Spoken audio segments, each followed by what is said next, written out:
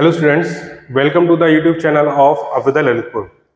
तो 5 लेक्चर हम कंप्लीट कर चुके हैं इंडियन सोसाइटी के, और जो 5वां लेक्चर था वो था अर्बनाइजेशन या फिर शहरीकरण पर। तो अगर मैं एक रिकअप दे दूं आपको, तो अर्बनाइजेशन में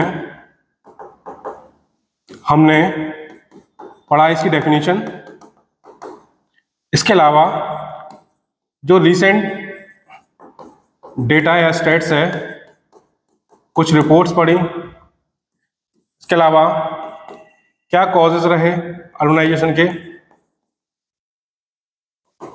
इसमें भी पुश फैक्टर और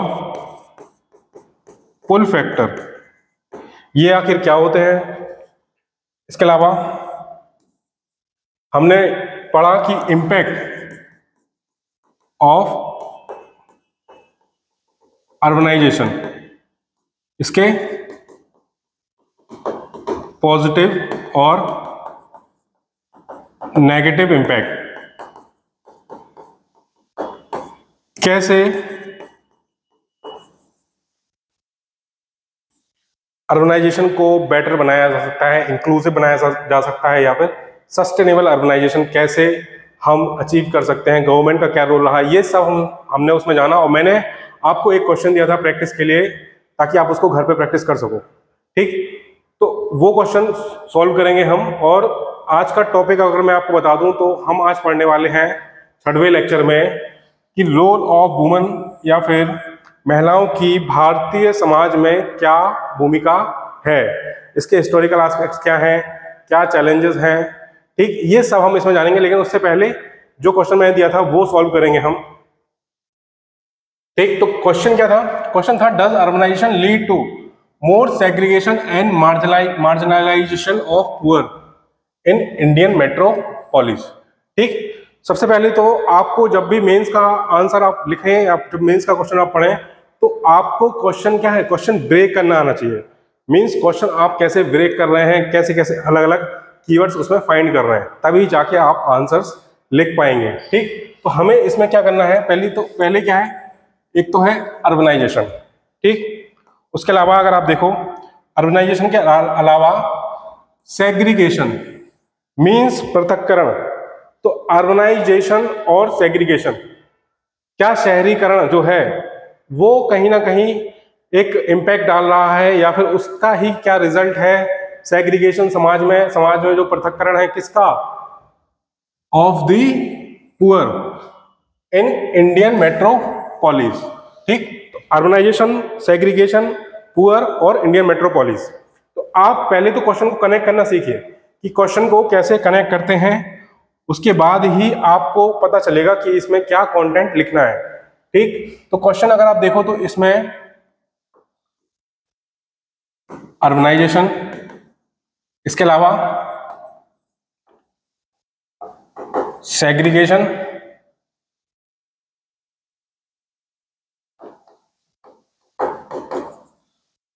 मार्जिनलाइज्ड या फिर अंडर प्रिविलेज्ड, इसके अलावा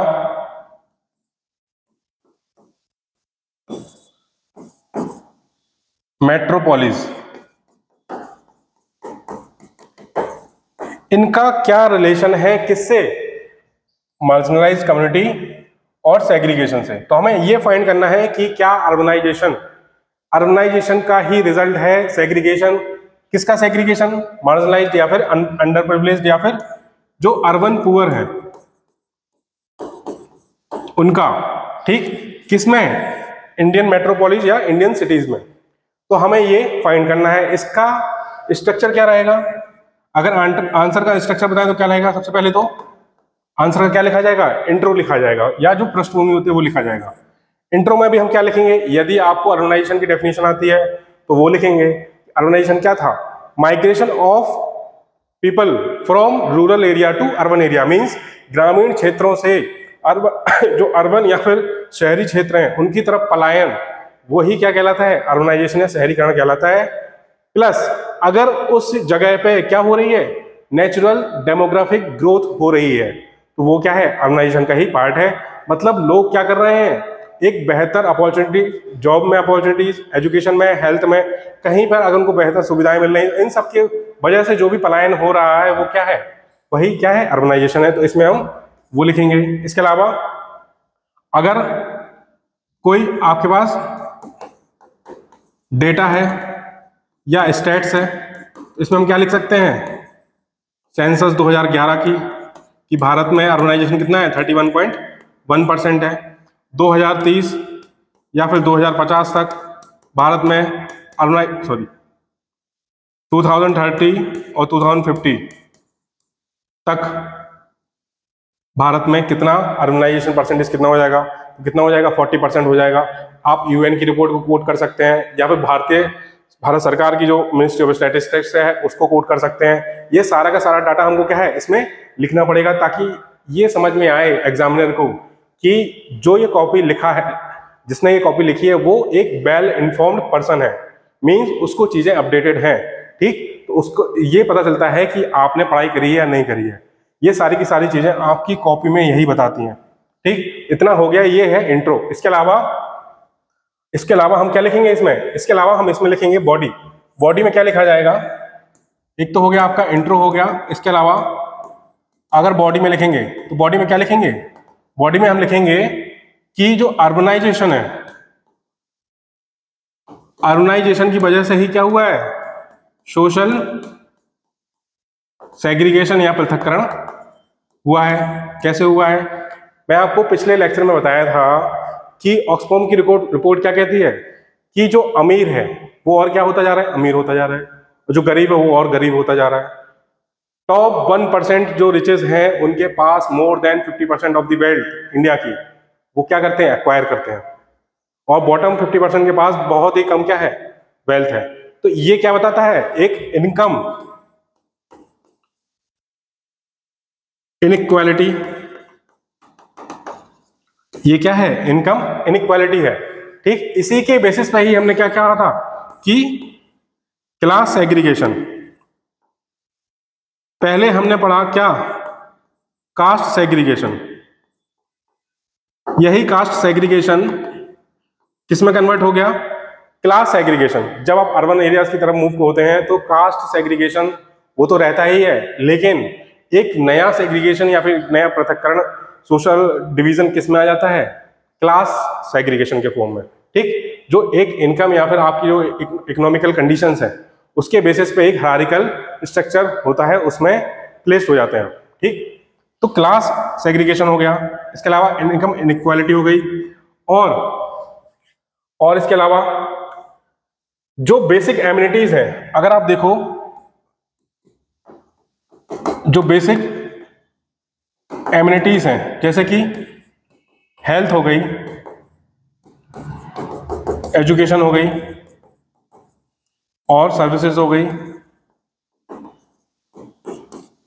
तो हेल्थ और एजुकेशन मींस यदि आपके पास इनकम आपकी अच्छी है, आप स्ट्रांग हैं, स्टैंडर्ड ऑफ लिविंग आपका अच्छा है, परचेजिंग पावर पैरिटी आपकी अच्छी है, तो ये सब सर्विसेज जो है वो आप आसानी से अवेल कर सकते हैं। ठीक, तो अगर हेल्थ केयर की बात हो गई तो अभी भी भारत में आउट ऑफ पॉकेट एक्सपेंडिचर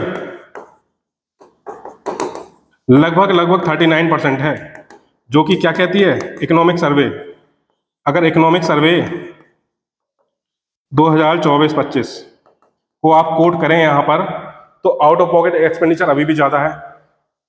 ठीक, इसका मतलब क्या हुआ, इसका मतलब यह है कि जो मार्जिनलाइज्ड कम्युनिटी है, अगर उसके पास पैसा इतना नहीं है, वो इकोनॉमिकली वीकर है, तो फिर उसको out of pocket expenditure means आपको हेल्थ सुविधाएं लेने के लिए इतना ज्यादा खर्च करना पड़ेगा। तो कहाँ से आप एजुकेशन या फिर अदर हेल्थ फैसिलिटीज पे आप खर्च कर पाएंगे। ठीक, तो ये इनकम इनइक्वालिटी क्या है, और बढ़ती जाएगी, ये इकोनॉमिक सेग्रीगेशन क्या है, और बढ़ता जाएगा।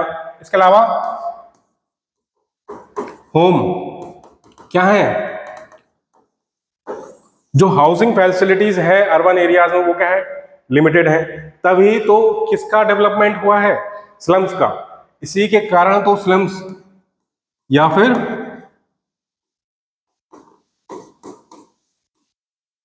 झुग्गी झोपड़ियां, स्लम्स का है जो डेवलपमेंट है वो इसी कारण तो हुआ है। क्यों हुआ है? क्योंकि हमारे पास जो घर हैं या फिर जो हाउसिंग फैसिलिटीज है अर्बन एरियाज में वो क्या है, वो लिमिटेड है। ठीक, सब उसको अक्वायर नहीं कर सकते हैं, इसके अलावा सब उसको अफोर्ड भी नहीं कर सकते हैं, तभी तो झुग्गी झोपड़ियों का डेवलपमेंट हुआ है। तो ये सारे के सारे पॉइंट्स क्या है, ये सारे के सारे पॉइंट्स ये बताते हैं कि जो अर्बन एरियाज में है, जो अर्बन एरियाज हैं उनमें सेग्रीगेशन का एक कारण है कि अर्बनाइजेशन की वजह से जो इनकम इनइक्वालिटी आई है उसी की वजह से ही समाज में क्या है, एक इकोनॉमिकल सेग्रीगेशन आया है। ठीक, अगर आप देखो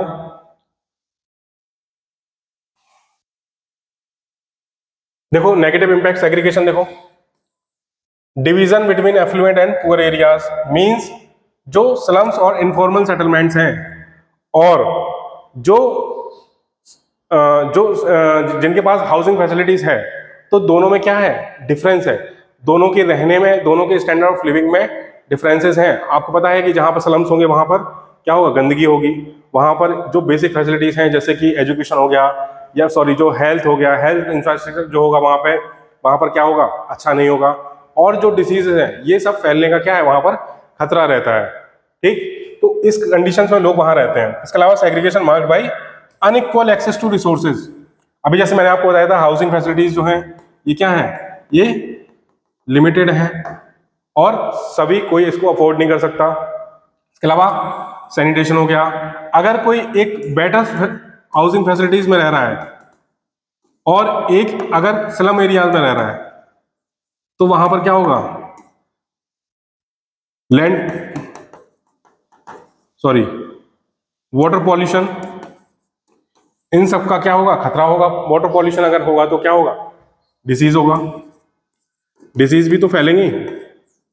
ठीक, तो कैसे आप देख सकते हो कि सेग्रीगेशन जो है कैसे अर्बन पुअर पर इंपैक्ट डाल रहा है। इसके अलावा हेल्थ केयर फैसिलिटीज हो गई, और अगर आप देखें तो जॉब अपॉर्चुनिटीज जो है वो भी क्या है, लिमिटेड है। तो एक कंडीशन किसकी है, अनएम्प्लॉयमेंट की, और अगर अनएम्प्लॉयमेंट की कंडीशन रही तो ये इकोनॉमिक सेग्रीगेशन क्या होगा, और बढ़ता जाएगा। ठीक, तो एक कॉज इसका ये भी है। Marginalisation means urban poor dwellers face difficulties in formal employment. जब आपके पास या फिर जब किसी व्यक्ति के पास इकोनॉमिक कैपेबिलिटी इतनी नहीं है, उसकी परचेजिंग पावर पैरिटी इतनी नहीं है कि वो एक अच्छी एजुकेशन फैसिलिटीज अपने बच्चों को दे पाए, अगर वो ऐसा नहीं हुआ तो वो क्या होगा, एम्प्लॉयमेंट अपॉर्चुनिटीज में कहाँ रह जाएगा, पीछे रह जाएगा। तो एक यहां पर क्या जनरेट हो गई, इनइक्वालिटी इन अपॉर्चुनिटीज, जो कि आर्टिकल 16 के अकॉर्डिंग नहीं है। ठीक, इतना समझ में आया ये वाला।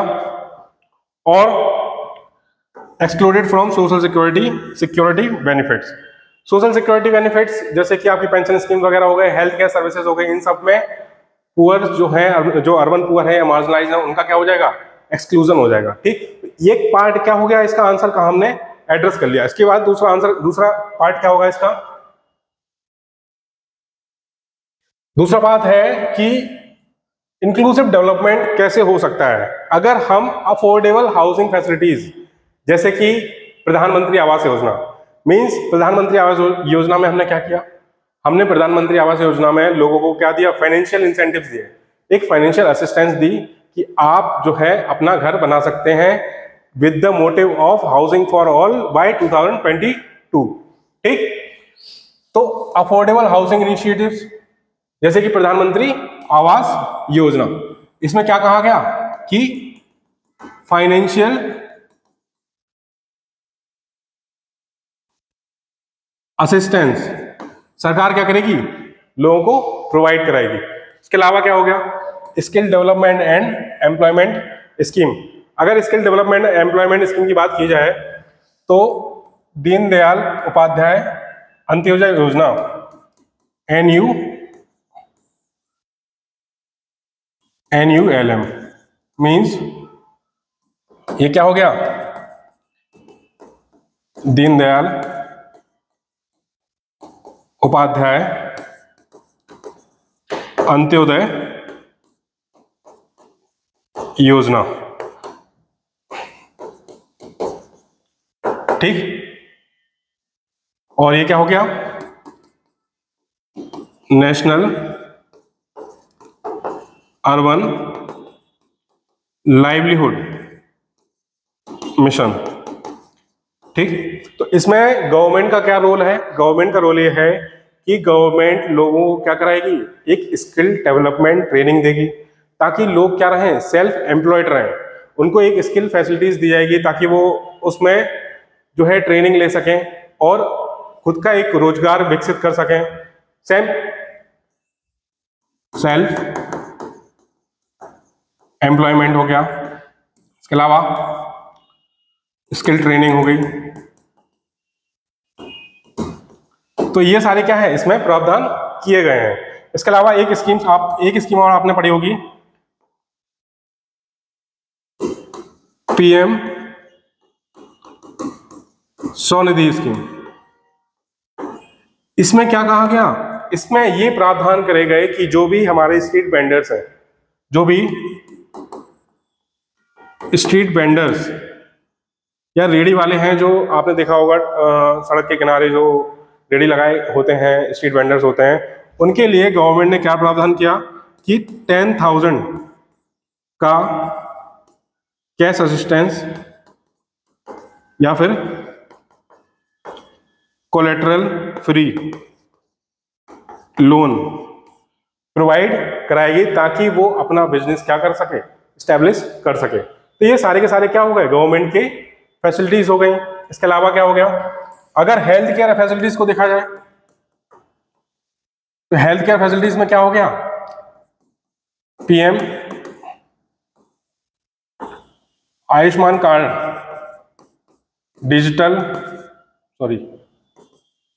Ayushman card health mission.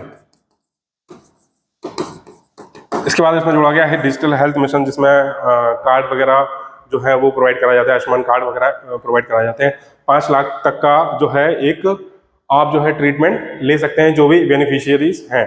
ठीक, ये सारे के सारे क्या बताते हैं, सारे के सारे ये बताते हैं, ये सारे के सारे हमें ये बताते हैं जो हमारा जो प्लान है, जो अर्बन डेवलपमेंट का प्लान है, जो अर्बन डेवलपमेंट का प्लान है वो क्या है, इंक्लूसिव है और सस्टेनेबल है। देखिए, अगर हमें अर्बनाइजेशन को सस्टेनेबल बनाना है या सतत बनाना है तो हमें कोई भी ग्रुप ऐसा नहीं छोड़ना, पीछे छोड़ना होगा। ठीक, मीन्स सबका क्या हो करना होगा, सबका विकास साथ में ही करना होगा, सबको साथ में लेके ही चलना होगा। ठीक, इसी को कहते हैं सस्टेनेबल और इंक्लूसिव डेवलपमेंट। यही हमारा क्या बन जाएगा, यही हमारा बन जाएगा कंक्लूजन। ठीक, इसी को हम किस में लिखेंगे, कंक्लूजन में। तो ये आपका एक पूरा आंसर क्या हो गया, कंप्लीट हो गया। अगर आपने आंसर लिखा है घर पर तो आप इससे मैच कर लीजिए। इसके अलावा देखिए, आंसर को कैसे इवेल्युएट किया जाता है, सेल्फ इवेल्युएशन इसी को कहते हैं। आपने जो आंसर लिखा है उसमें आप ये चेक कीजिए कि जितने मैंने पॉइंट्स बताए हैं वो उसमें से कितने पॉइंट्स आपके आंसर में मैच हो रहे हैं या फिर कितने पॉइंट्स आपने कवर कर रखे हैं। उसी के बेसिस पे आप जो है अपने क्वेश्चन की मार्किंग कर सकते हैं। ये होता है सेल्फ इवेल्युएशन। तो आंसर जो है आप लिखते रहिए, क्योंकि बिना आंसर लिखे कोई प्रैक्टिस नहीं होगी। ठीक, तो आज का जो टॉपिक है रोल ऑफ वुमन या फिर महिलाओं की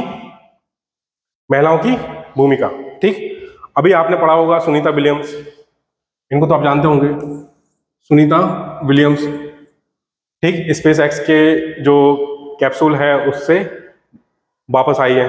ठीक, और सुधा मूर्ति हैं, द्रौपदी मुर्मू भारत की जो राष्ट्रपति हैं वो है, और कल्पना चावला। ये सारे के सारे क्या है, इस सारे के सारे वो चेहरे हैं या फिर वो फेस हैं भारत के, जो ये बताते हैं कि भारत क्या कर रहा है, भारत में महिलाओं का जो कद है वो क्या हो रहा है और ऊंचा उठ रहा है। ठीक, चाहे वो कोई भी फील्ड हो, एथलेटिक्स हो या फिर क्रिकेट हो, सिनेमा हो, पॉलिटिक्स हो, बिजनेस हो, किसी भी फील्ड में अगर आप देखें तो महिलाएं जो हैं वो पुरुषों से कहीं पीछे नहीं है, बल्कि बराबरी पे ही चल रही हैं। ठीक, यहाँ तक कि आप अगर यूपीएससी और या स्टेट पीसीएस में आप जो लिस्ट है वो देखें तो उसमें भी टॉप जो लिस्ट है, जो टॉप स्टूडेंट्स होते हैं, जो एस्पायरेंट्स होते हैं, उसमें आप देखेंगे कई सारे क्या हैं, वुमन है, वुमन कैंडिडेट वहाँ पर हैं। मीन्स जो है कि जो वुमन का जो स्टेटस है किसी भी फील्ड में वो क्या है, अब उठ रहा है। लेकिन इसके अलावा भी क्या है, चैलेंजेस हैं। हम वो क्या करेंगे, वो चैलेंजेस देखेंगे कि आखिर क्या चैलेंजेस हैं, क्या इश्यूज हैं, हिस्ट्री में महिलाओं का जो योगदान है वो क्या है, या फिर उनकी क्या भूमिका रही है, क्या उनका स्टेटस रहा है। तो आज का जो लेक्चर है सब इसी पर ही होने वाला है, रोल ऑफ वुमन। ठीक, इसमें हम ये पढ़ेंगे स्टेटस ऑफ वुमन, इसका डाटा या स्टैट्स, इसके अलावा हिस्टोरिकल बैकग्राउंड। ठीक, इसके बाद हम पढ़ेंगे, एक रिपोर्ट देखेंगे। उस रिपोर्ट की बेसिस पे हम ये देखेंगे कि भारत में जो महिलाओं की स्थिति है, कुछ फ्रेमवर्क्स बनाए गए हैं, उन फ्रेमवर्क्स में महिलाओं की स्थिति कितनी सुधरी है या खराब हुई है, इसका एनालिसिस हम करेंगे। ठीक, इसके अलावा क्या चैलेंजेस और इश्यूज भारत में वुमेन को फेस करने पड़ रहे हैं। इसके अलावा क्या इनिशिएटिव्स हैं लीगल, कॉन्स्टिट्यूशनल और गवर्नमेंट इनिशिएटिव्स, इनको हम जानेंगे। ठीक, इसके अलावा एक टॉपिक हम देखेंगे, रोल ऑफ वुमेन ऑर्गेनाइजेशन।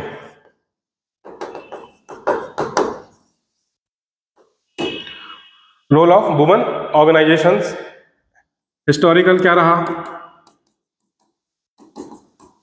इसके अलावा पोस्ट इंडिपेंडेंस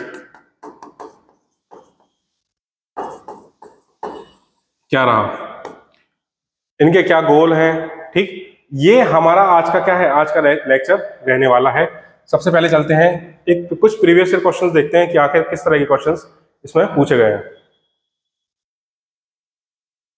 देखिए, कुछ प्रीवियस ईयर क्वेश्चंस हैं। ये 2019 का क्वेश्चन है, empowering women is the key to control population growth, discuss. महिला सशक्तिकरण जनसंख्या समृद्धि को नियंत्रित करने की कुंजी है। ये कैसे है, वुमेन एम्पावरमेंट अगर हमने किया, अगर वुमेन एम्पावरमेंट हो रहा है तो कैसे वो पॉपुलेशन ग्रोथ को कंट्रोल कर सकती है, कैसे इसमें एजुकेशन का रोल है, फैमिली प्लानिंग क्या होती है, फैमिली प्लानिंग के मेथड्स का जो है इस पर क्या इम्पैक्ट है, उससे टोटल फर्टिलिटी रेट डाउन हो रहा है या अब ऊपर हो रहा है, उसका क्या रोल है, उसकी वजह से जो एजुकेशन की वजह से जो चेंजेस आए हैं फैमिली प्लानिंग में, वो सब क्या है, ये सारा का सारा इसमें हम क्या है, इसमें लिख सकते हैं। ठीक, इसके बाद what are the continued challenges for women in India against time and space.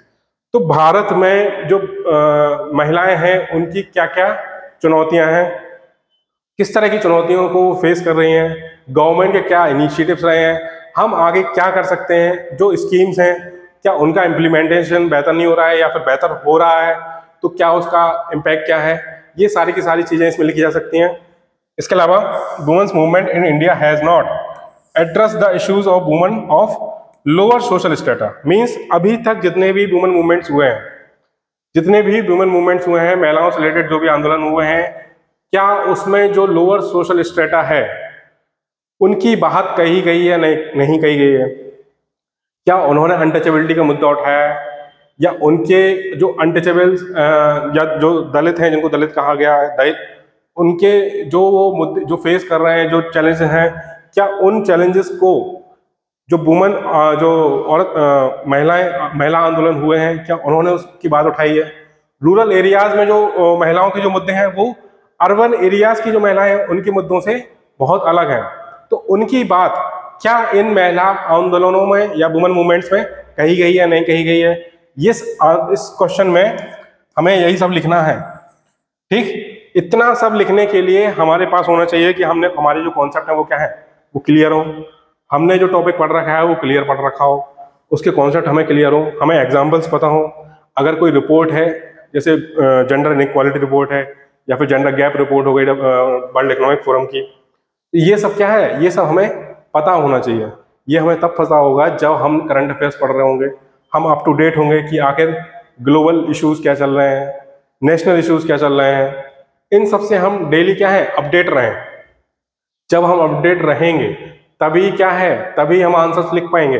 Answer तो छोड़िए, तभी आप क्या है प्री के क्वेश्चंस भी सॉल्व कर पाएंगे। अगर आप करंट अफेयर्स नहीं पढ़ रहे हैं और केवल बेसिक ही पढ़ते रहे हैं तो एग्जाम निकालना क्या हो जाएगा, बहुत मुश्किल हो जाएगा। इसीलिए एक बैलेंस अप्रोच लेने की जरूरत है इस एग्जाम को क्लियर करने में। तो ये सारे क्वेश्चंस जो हैं ये हमें ये बताते हैं कि हमें किस टॉपिक को किस तरह से डील करना है। ठीक, तो प्रीवियस ईयर क्वेश्चंस इसलिए हम ये कहते हैं कि आप प्रीवियस ईयर क्वेश्चंस देखते रहिए, चाहे प्री हो चाहे मेंस हो, ताकि आपको ये आइडिया लगे कि आप जो पढ़ रहे हैं वो सही डायरेक्शन में पढ़ रहे हैं या नहीं पढ़ रहे हैं, कितना पढ़ना है कितना छोड़ना है, क्योंकि आप सारा तो नहीं पढ़ सकते ना। तो हमें ये भी पता होना चाहिए हमें कितना टॉपिक कहाँ तक पढ़ना है, वो कहाँ पे छोड़ना है, तभी जाके सिलेबस कंप्लीट हो पाएगा। ठीक, तो प्रीवियस ईयर क्वेश्चंस क्या है आप देखते रहिए, चाहे प्री हो चाहे मेंस हो, उसी से ही आपको आइडिया लगेगा। तो ये टॉपिक, ये जो क्वेश्चंस हैं ये किससे रिलेटेड हो गए, रोल ऑफ वुमन से।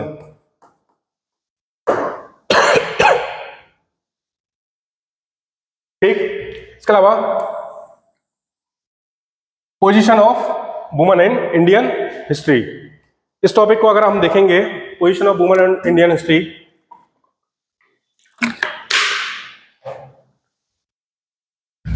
तो इसको अगर हम डिवाइड करें तो एंशिएंट हिस्ट्री में, मेडिवल हिस्ट्री में और कॉलोनियल पीरियड में क्या रहा, और पोस्ट इंडिपेंडेंस अभी क्या प्रावधान है।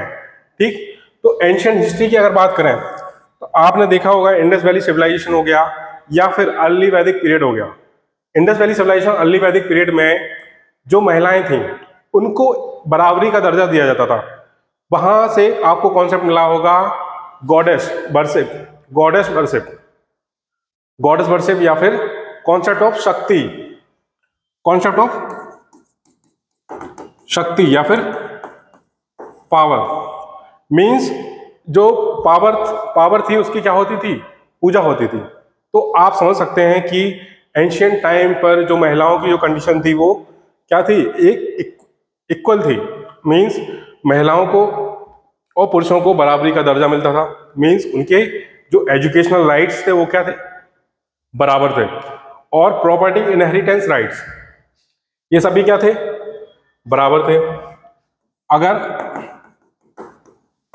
एंशिएंट इंडिया की बात करी जाए तो इसमें इंडस वैली सिविलाइजेशन,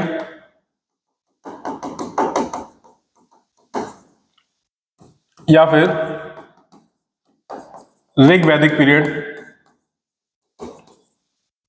इनमें जो महिलाओं की स्थिति थी तो वुमन क्या कर सकती थी, कुड पार्टिसिपेट इन वैदिक टीचिंग्स। इसके अलावा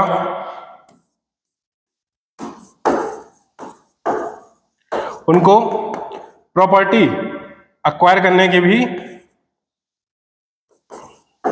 प्रॉपर्टी राइट्स, उनको प्रॉपर्टी राइट्स भी थे। इसके अलावा एक इंपॉर्टेंट पॉइंट था, वो क्या था, marriage according to own choices. आपने सुना होगा स्वयंवर, ये सारा का सारा कॉन्सेप्ट था वो वहीं से आया है। ठीक, तो आप देख सकते हैं कि अभी की स्थिति में और जो पुरानी स्थिति थी कितना ड्रास्टिक डिफरेंस है। इक्वल राइट्स थे, वो भी वेदों को पढ़ सकती थी, एजुकेशन राइट्स थे। ठीक, सभाओं में जो है सभाओं में बैठ सकती थी। सभाओं में अगर वो किसी सभा को अटेंड कर रहे हैं इसका मतलब उनके पास क्या थी, पॉलिटिकल या फिर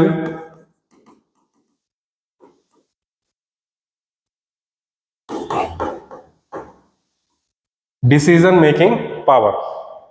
ठीक, तो आप ये देखिए कि एंशिएंट इंडिया में हम कितने आगे थे।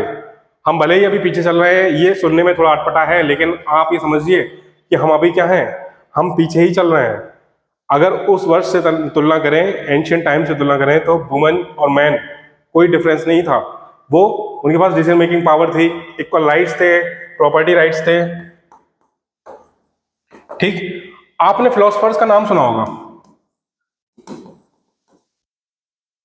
फिलोसफर्स वैदिक टाइम के, उसमें एक नाम था गार्गी। एक नाम क्या था? गार्गी का। तो ये सारे के सारे क्या थे, उस टाइम पे वुमेन फिलोसफर्स भी थी। गार्गी, जिनका आप वेदों में नाम सुना होगा, तो ये इनको इक्वल राइट्स थे सभाओं में रिप्रेजेंट करने के, सभाओं में बैठने के, डिसीजन लेने के। तो ये कंडीशन थी कहाँ पे? एंशियंट टाइम पे। लेकिन जैसे ही हम एंशियंट टाइम से कहाँ पे आते हैं? लेटर वैदिक में। जैसे ही हम एंशियंट टाइम से कहाँ आ गए? एंशियंट टाइम में जो अर्ली वैदिक पीरियड था, उससे जब हम लेटर वैदिक की तरफ शिफ्ट होते हैं, तो हम क्या देखते हैं? जो ऑर्थोडॉक्स ट्रेडिशंस या जो पावर थे, वो क्या हो जाती हैं? डोमिनेट हो जाती हैं। और जब ये डोमिनेट हो जाती हैं, तो कोई किसको कंट्रोल करती हैं? Gender control. जेंडर कंट्रोल, या फिर इसके लिए सही टर्म होगी कि जो राइट्स थे वुमेन के, वो क्या हो गए? अब लिमिटेड राइट्स हो गए। आपने बुक सुनी होगी मनुस्मृति। मनुस्मृति में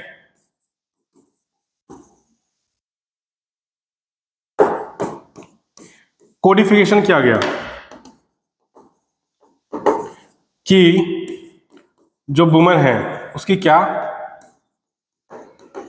ड्यूटीज है, और इन्हीं ड्यूटीज में कहा गया कि जो वुमेन होगी वो क्या होगी? पतिव्रता। पतिव्रता। ठीक, तो ये कंडीशंस आप देखिए कि किस तरह से एकदम से ड्रास्टिक कंडीशंस चेंज होती हैं वुमेन के लिए। कहाँ वो एक इक्वल राइट्स थे, सभाओं में डिसीजन मेकिंग पावर थी। ठीक, अगर वो किसी किंगडम को अगर रूल करना चाहती है, वो रूल कर सकती थी। लेकिन जैसे ही हम लेटर वैदिक की तरफ आते हैं, तो क्या है, कंडीशन एकदम से चेंज हो गई। चाइल्ड मैरिज, क्या हो गया? चाइल्ड मैरिज हो गई। ठीक, रेस्ट्रिक्शंस हो गए किस पे? इन सभा और एजुकेशन। मींस जो हायर क्लास थे या जो एलिट क्लास थी, केवल उनकी महिलाओं को ही क्या थी? एजुकेशन एक्वायर करने का अधिकार था, या फिर वही राइट्स थे। ठीक, बाकी जो महिलाएं थी उनको ये सब अधिकार उनके लिमिटेड कर दिए गए थे। तो ये सारी की सारी रेस्ट्रिक्शंस क्या हो गई? इम्पोज कर दी गई। और एक कॉन्सेप्ट आ गया किसका? चाइल्ड मैरिज का। अगर बाल विवाह हो रहा है, तो क्या एजुकेशन के लिए टाइम मिलेगा? क्या एजुकेशन कंप्लीट हो पाएगी? अगर एजुकेशन कंप्लीट नहीं हो पाएगी, तो क्या वो अपने राइट्स के बारे में जान पाएगी? नहीं। तो अगर चाइल्ड मैरिज के ये आप देखिए कितने बुरे इंपैक्ट हैं। जो एजुकेशन है वो इनकम्प्लीट हो गई, हेल्थ पे असर हो गया। ये सारे के सारे क्या हो गए? इसने वुमेन की जो अथॉरिटी थी उसको क्या कर दिया? उसको लिमिटेड कर दिया। ठीक, तो लेटर वैदिक में कंडीशंस क्या हो गई? और डिग्रेड होती चली गई। इसके अलावा देखिए, ठीक, ये कंप्लीट कर लिया हमने, decline in status, rise of child marriage या वुमेन इन लीडरशिप। क्या उनका कंडीशन, जो अथॉरिटी थी, वो क्या हो गई? धीरे धीरे कम होती गई। रिलीजियस रोल में अगर आप देखेंगे तो इसी टाइम पे क्या हो गया? मीराबाई आई, और कुछ बुद्धिस्ट नन्स भी थी जिन्होंने महिलाओं की बात करी। इसके अलावा देखो मेडिवल पीरियड में जब मुगल्स आए, तो क्या हुआ? जब मुगल्स आए, बाहर से इन्वेजन हुए। जब इन्वेजन या फिर आक्रमण हुए, तो उनसे बचने के लिए काहे का कॉन्सेप्ट आया? पर्दा।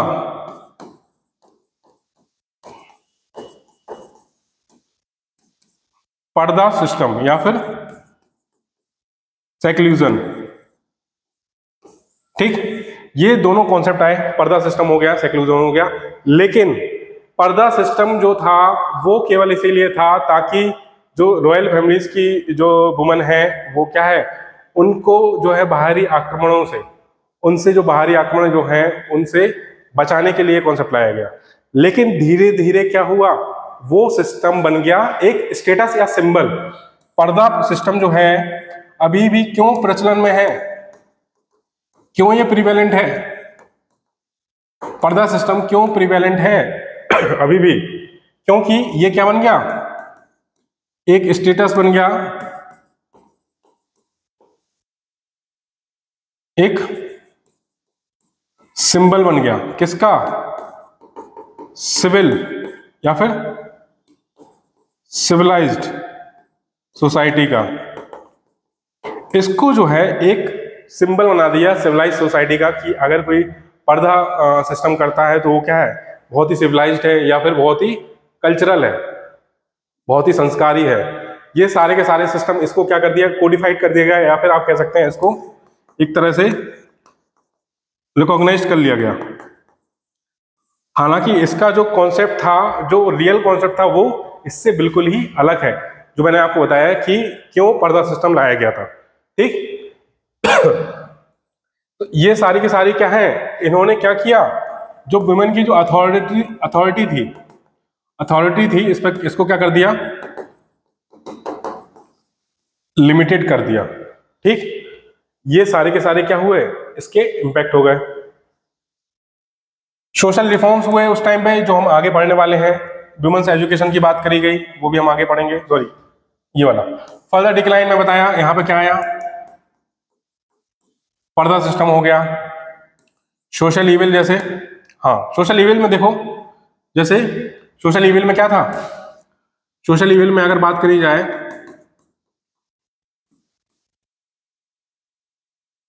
एक तो हो गया चाइल्ड मैरिज,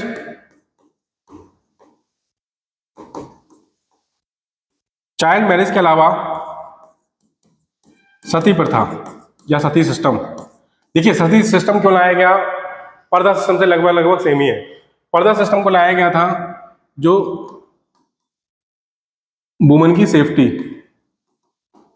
ताकि उनको जो इन्वेडर्स थे उनसे सुरक्षित रखा जा सके। और सती प्रथा इसलिए लाया गया क्योंकि concept of purity of body, ये कॉन्सेप्ट ला दिया गया कि concept of purity of body, तो इसके लिए क्या कहा गया, सती प्रथा लाया गया। सती प्रथा आप जानते हैं क्या होती है, अगर किसी महिला का कोई जो हस्बैंड है वो क्या युद्ध में लड़ते लड़ते शहीद हो जाए, तो वो महिला क्या कर लेती थी, सती हो जाती थी। ठीक, सती हो गया, या फिर आपने सुना होगा जौहर हो गया, जौहर सिस्टम भी हो गया। ये सारे के सारे क्या हैं, सोशल इवल से ही है। इसके अलावा विडो रीमैरिज का कोई कॉन्सेप्ट नहीं था, इसका क्या किया गया, विरोध किया गया। मीन्स जो विडो है या फिर जो विधवा महिलाएं हैं वो फिर से उनका पुनर्विवाह नहीं हो सकता। तो ये सारे के सारे क्या हो गए, सोशल इविल्स आने लगे। इसके अलावा देखो वुमेन इन लीडरशिप, कुछ नाम सुनोगे आपने, जैसे रजिया सुल्तान या फिर रानी लक्ष्मीबाई, इसके बारे में भी थोड़ा आगे बताने वाला हूं मैं।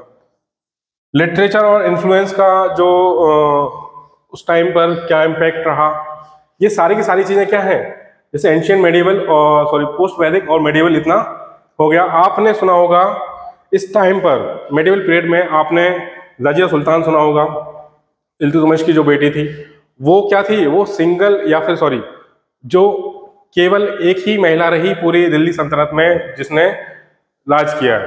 ठीक, तो वो अकेली महिला थी। लेकिन आपने देखा होगा कि उसके जो नोवेल्स थे उन्होंने ही क्या किया, षड्यंत्र रचा और उसको गद्दी से हटाया और उसको मार दिया। ठीक, इसके अलावा रानी लक्ष्मीबाई हो गई, अहिल्याबाई होलकर हो गई, या फिर रानी गैंडलियो हो गई, रानी चेन्नम्मा हो गई कर्नाटका की, जिन्होंने ब्रिटिशर्स के खिलाफ लड़ाई लड़ी, और अहिल्याबाई होलकर हो गई।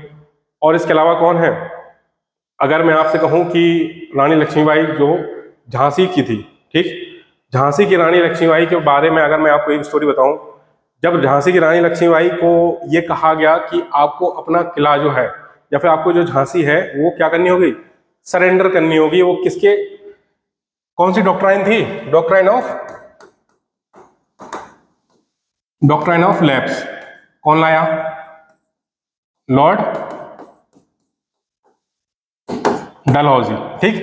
1857 क्या कहा गया, जो रानी थी, रानी लक्ष्मीबाई को एक पत्र भेजा गया जिसमें यह कहा गया कि सरेंडर योर झांसी।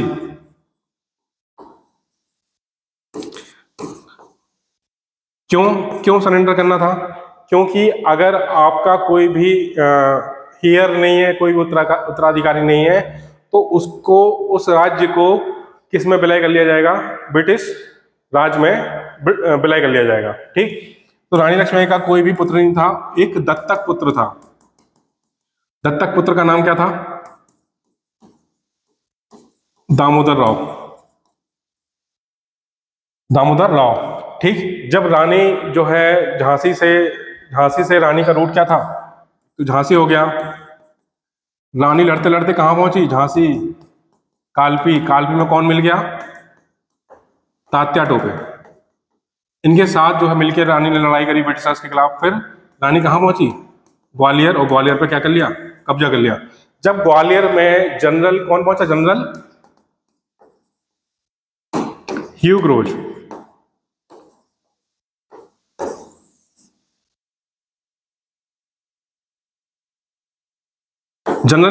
ठीक। तो जनरल ह्यू ग्रोज जब पहुंचा तो रानी ने जो कैंप लगा रखे थे, रानी का जो एडवाइजर है, रानी का एडवाइजर आता है और वो कहता है कि रानी, हमें ब्रिटिशर्स ने, वहां पर थी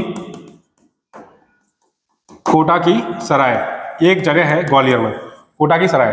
रानी से एडवाइजर ने कहा कि कोटा की सराय को ब्रिटिशर्स ने चारों ओर से घेर लिया है, हम अब उनसे नहीं लड़ सकते हैं, अब हमें पीछे हटना होगा।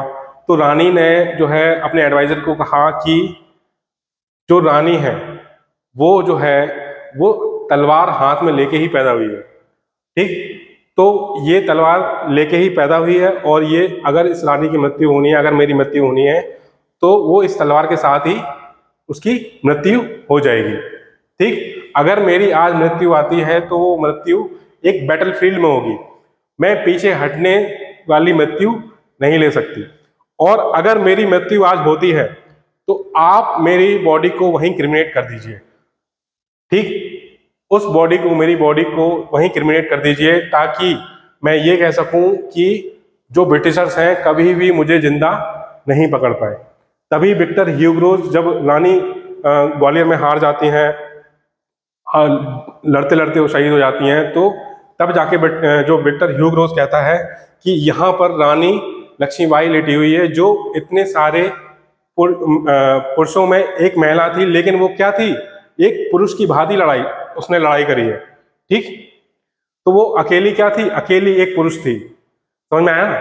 तो इस तरह से रानी का आप देख सकते हैं कि जो रानी का जो वैल्योर था, या फिर रानी का जो साहस था, करेज था लड़ने का, वो कितना जबरदस्त था, कि विक्टर ह्यू ग्रोज ये कह के जाता है, ठीक। तो ये क्या थी, रानी लक्ष्मीबाई की कहानी थी। तो इसके अलावा देखो, इसके अलावा अगर हम देखें तो ये कॉलोनियल पीरियड वाला, ये वाला पार्ट हम बाद में पढ़ेंगे कि क्या लीगल रिफॉर्म्स रहे, क्या पार्टिसिपेशन रहा नेशनलिज्म में। नेशनलिज्म में आपने सुना होगा, सरोजनी नायडू हो गई, अरुणा आसाफ अली हो गई, या विजय लक्ष्मी पंडित हो गई, और उषा मेहता हो गई, सुचिता कृपलानी हो गई, इन सब का क्या रोल रहा, ठीक। इन्होंने कैसे कैसे, जैसे अंडरग्राउंड एक्टिविटीज हो गई, या फिर अंडरग्राउंड रेडियो चैनल्स चालू किए गए 1942 में क्विट इंडिया मूवमेंट में, तो ये सब रोल इनका क्या रहा। इसके अलावा वुमेन एजुकेशन के लिए जो वुमेन्स ऑर्गेनाइजेशन बनाई, उन्होंने किस तरह से इनकी बात कही, ये हम आगे बढ़ने वाले हैं। सोशल रिफॉर्म्स में राजा राम मोहन रॉय हो गए, ईश्वर चंद्र विद्यासागर, एम जी रानाडे, या फिर बहराम जी मलवारी, उनका क्या रोल रहा इन सब में।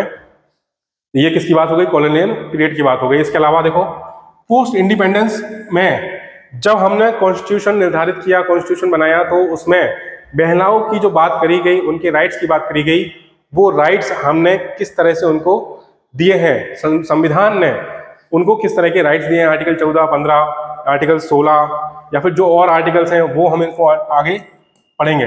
ठीक, पॉलिटिकल पार्टिसिपेशन जो 73rd और 74th अमेंडमेंट में जो रिजर्वेशन की बात कही गई वो क्या है। इसके अलावा लीगल सेफगार्ड्स, कौन कौन से ऐसे एक्ट लाए गए जो महिलाओं का जो एक्सप्लॉयटेशन है या जो शोषण है उनके खिलाफ जो एट्रोसिटीज हैं उनको रोकने के लिए कौन से एक्ट लाए गए हैं, उनका भी प्रावधान किया गया है। इकोनॉमिक और सोशल प्रोग्रेस, जो गवर्नमेंट की स्कीम्स हैं उनसे जो महिलाओं का जो आर्थिक और सामाजिक जो विकास है वो किस हद तक बढ़ा है, उनका क्या रोल है, ये दोनों हमारा क्या होगा आगे फोकस रहेगा। तो ये क्या हो गया, हिस्टोरिकल बैकग्राउंड हो गया, भारत में जो महिलाएं हैं उनकी भूमिका का समाज में क्या रहा है।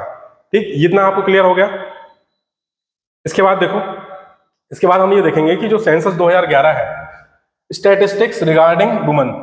देखो ये मैं क्यों बता रहा हूं, क्योंकि जब आप आंसर लिखेंगे तो आंसर में आपको ये सारा का सारा डाटा क्या करना पड़ेगा, कोट करना पड़ेगा। या क्या पता कि क्वेश्चन इसी से आ जाए। जैसे क्वेश्चन अगर मैं इससे बना दूं कि जो चाइल्ड सेक्स रेशियो है, चाइल्ड सेक्स रेशियो जो है वो 927 से 2001 सेंसस में 927 था, इसके बाद जो है वो 919 हो गया। तो ये जो डिक्लाइन है, ये जो घट गया है, इसके क्या रीजंस हैं, गवर्नमेंट के इसमें क्या इनिशिएटिव्स हैं, हम क्या क्या चैलेंजेस फेस कर रहे हैं। तो आप ये देखिए कि सेंसस 2011 से भी क्वेश्चन कैसे बन गया। तो ये सारा का सारा रीजन आपको पता होना चाहिए कि ये क्यों बढ़ रहा है, क्यों घट रहा है, ये रिपोर्ट्स आपको पढ़ना आना चाहिए। ठीक, तो 2011 की अगर हम इसमें बात करें, जो वुमेन की जो पॉपुलेशन है, तो महिलाओं की जनसंख्या कितनी हो गई, अगर 2001 सेंसस में 48.26 थी तो वो बढ़कर कितनी हो गई 48.46%। इसके अलावा देखो जो सेक्स रेशियो है, लिंगानुपात है, वो भी कितना हो गया 933 से 943 हो गया।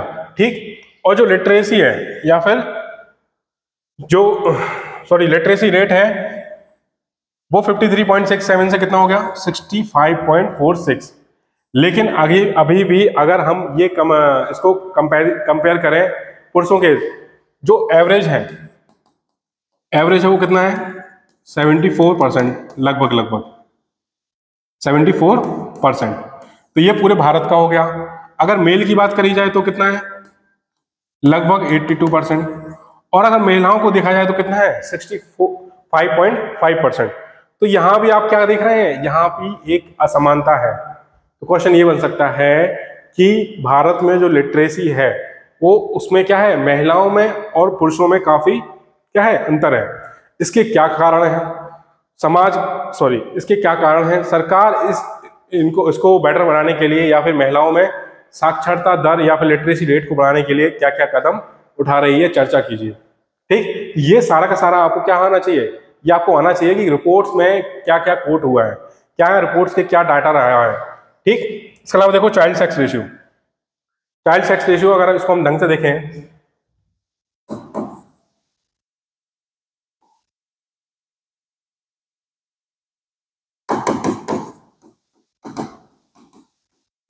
अगर चाइल्ड सेक्स रेशियो की बात करी जाए तो कितना हो गया 927 2001 से कितना हो गया 919 2011। तो आखिर ऐसा क्या हुआ कि 2001 से आते आते 2011 में जो सेक्स रेशियो था, चाइल्ड सेक्स रेशियो, वो क्या हो गया, कम हो गया। इसके रीजंस क्या है, देखो इसके एक तो रीजन हो गया क्या, पैट्रियार्कल सोसाइटी। अगर पुरुष प्रधान एक समाज है तो क्या होगा, हमारी जो प्रेफरेंस होगी समाज में, जो समाज की प्रेफरेंस होगी वो किसको ज्यादा होगी, वो एक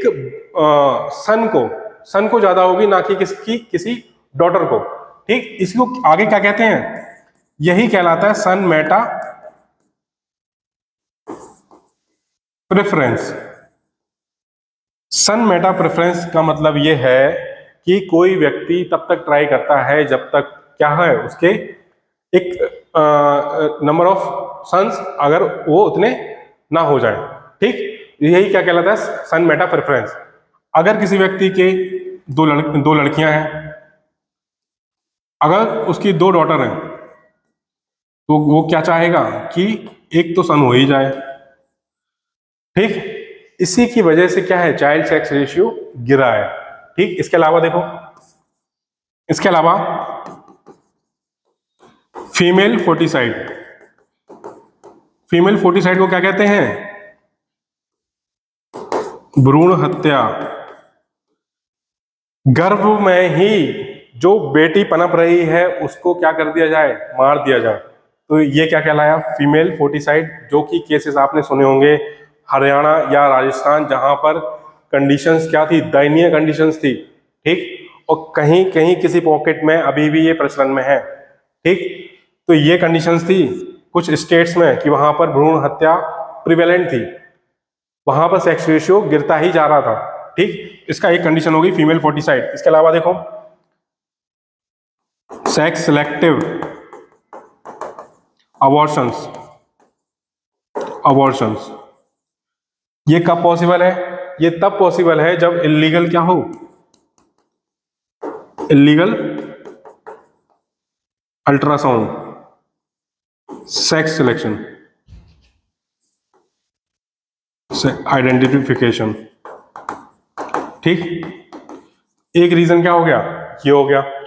ये सारे के सारे रीजन क्या हो गए कि जिसकी वजह से चाइल्ड सेक्स रेशियो क्या हो गया, गिर गया। इसके अलावा क्या हो गई, जो फीमेल है उसमें जो अवेयरनेस क्या था, अवेयरनेस की क्या थी, कमी थी, लैक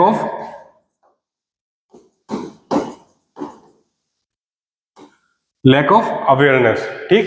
तो आप ये देखिए, अब आपका शायद क्वेश्चन क्या हो गया, एड्रेस हो गया कि जो चाइल्ड सेक्स रेशियो है वो 2001 सेंसस से लेके 2011 सेंसस में जो कमी आई है उसके आखिर क्या रीजंस रहे हैं।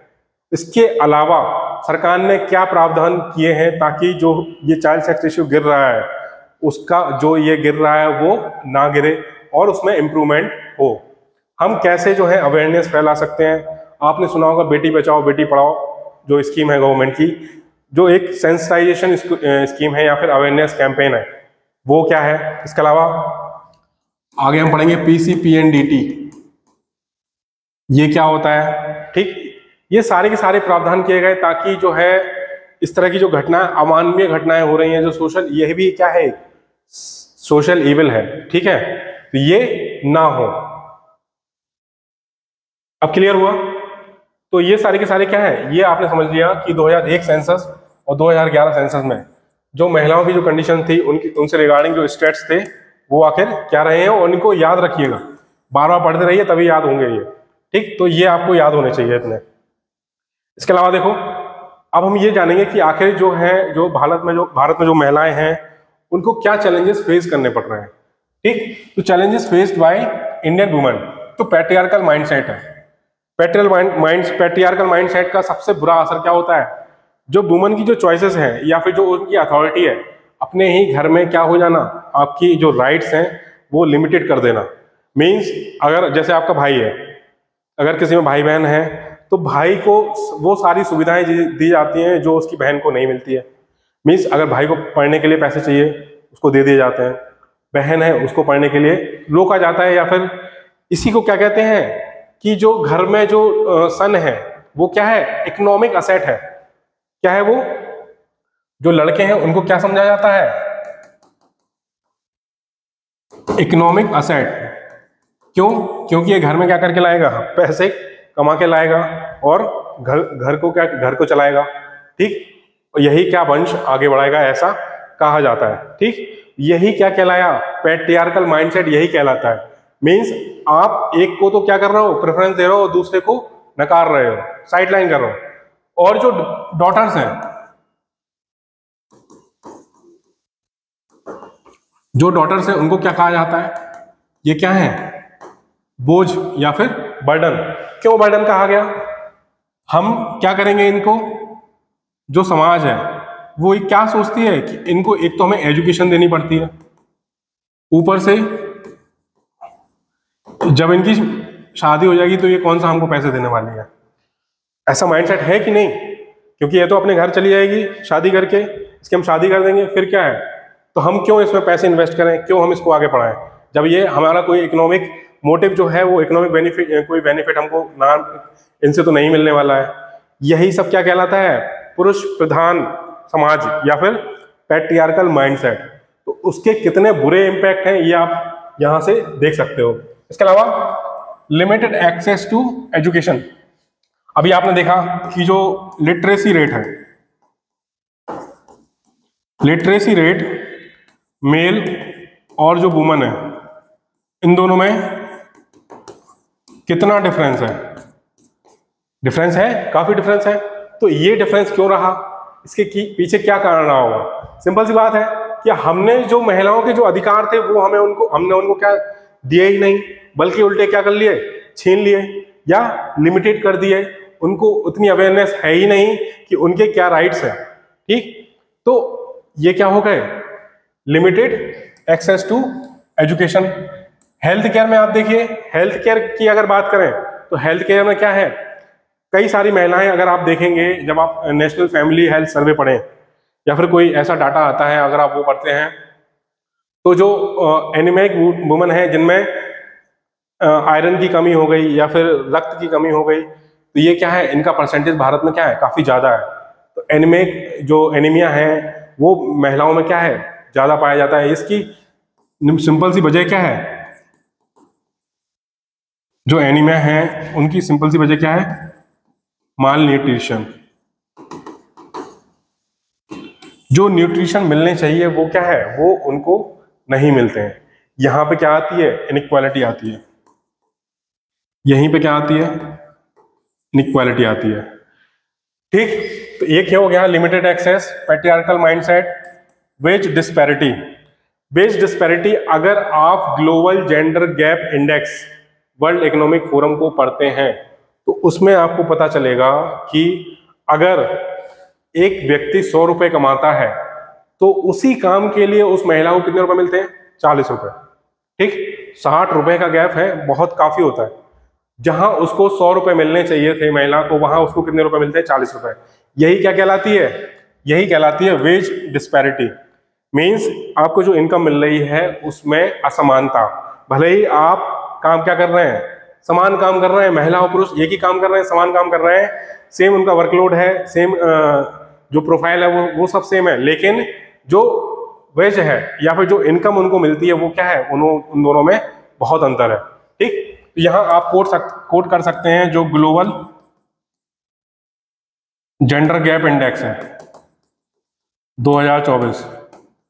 अगर महिला जो पुरुष है उसको 100 रुपए मिल रहे हैं तो जो फीमेल है उसको कितने मिल रहे हैं, 40 रुपए। ठीक, इसके बाद देखो work place harassment. Work place harassment ये कहलाता है कि अगर एक तो हो गया सेक्सुअल हरासमेंट, अगर आप किसी महिला से क्या है, कोई उसका शोषण हो रहा है, एक्सप्लॉयटेशन हो रहा है किसी कंपनी में, किसी वर्क प्लेस पे, भले ही वो मेंटल हो या फिर फिजिकल हो, सेक्सुअल हो, ये सारे के सारे क्या है, ये हरासमेंट है। इनकम में भी हरासमेंट हो रहा है कि सेम इनकम नहीं मिल रही है, सारे के सारे क्या है, तो ये भी क्या है, एक तरह से वर्क प्लेस हरासमेंट एक चुनौती है। ठीक, इसके अलावा ह्यूमन ट्रैफिकिंग, प्रोस्टिट्यूशन के लिए महिलाओं का क्या करना, ह्यूमन ट्रैफिकिंग करना, मींस खरीद फरोख्त होना। ठीक, ये भी क्या है, अगर आप न्यूज़पेपर पढ़ें तो आपको कोई ना कोई केस मिल जाएगा कि ह्यूमन ट्रैफिकिंग में इतने लोग गिरफ्तार हुए। ये आप पढ़ते रहिए कि आखिर आपको पता चले कि आखिर समाज में चल क्या रहा है।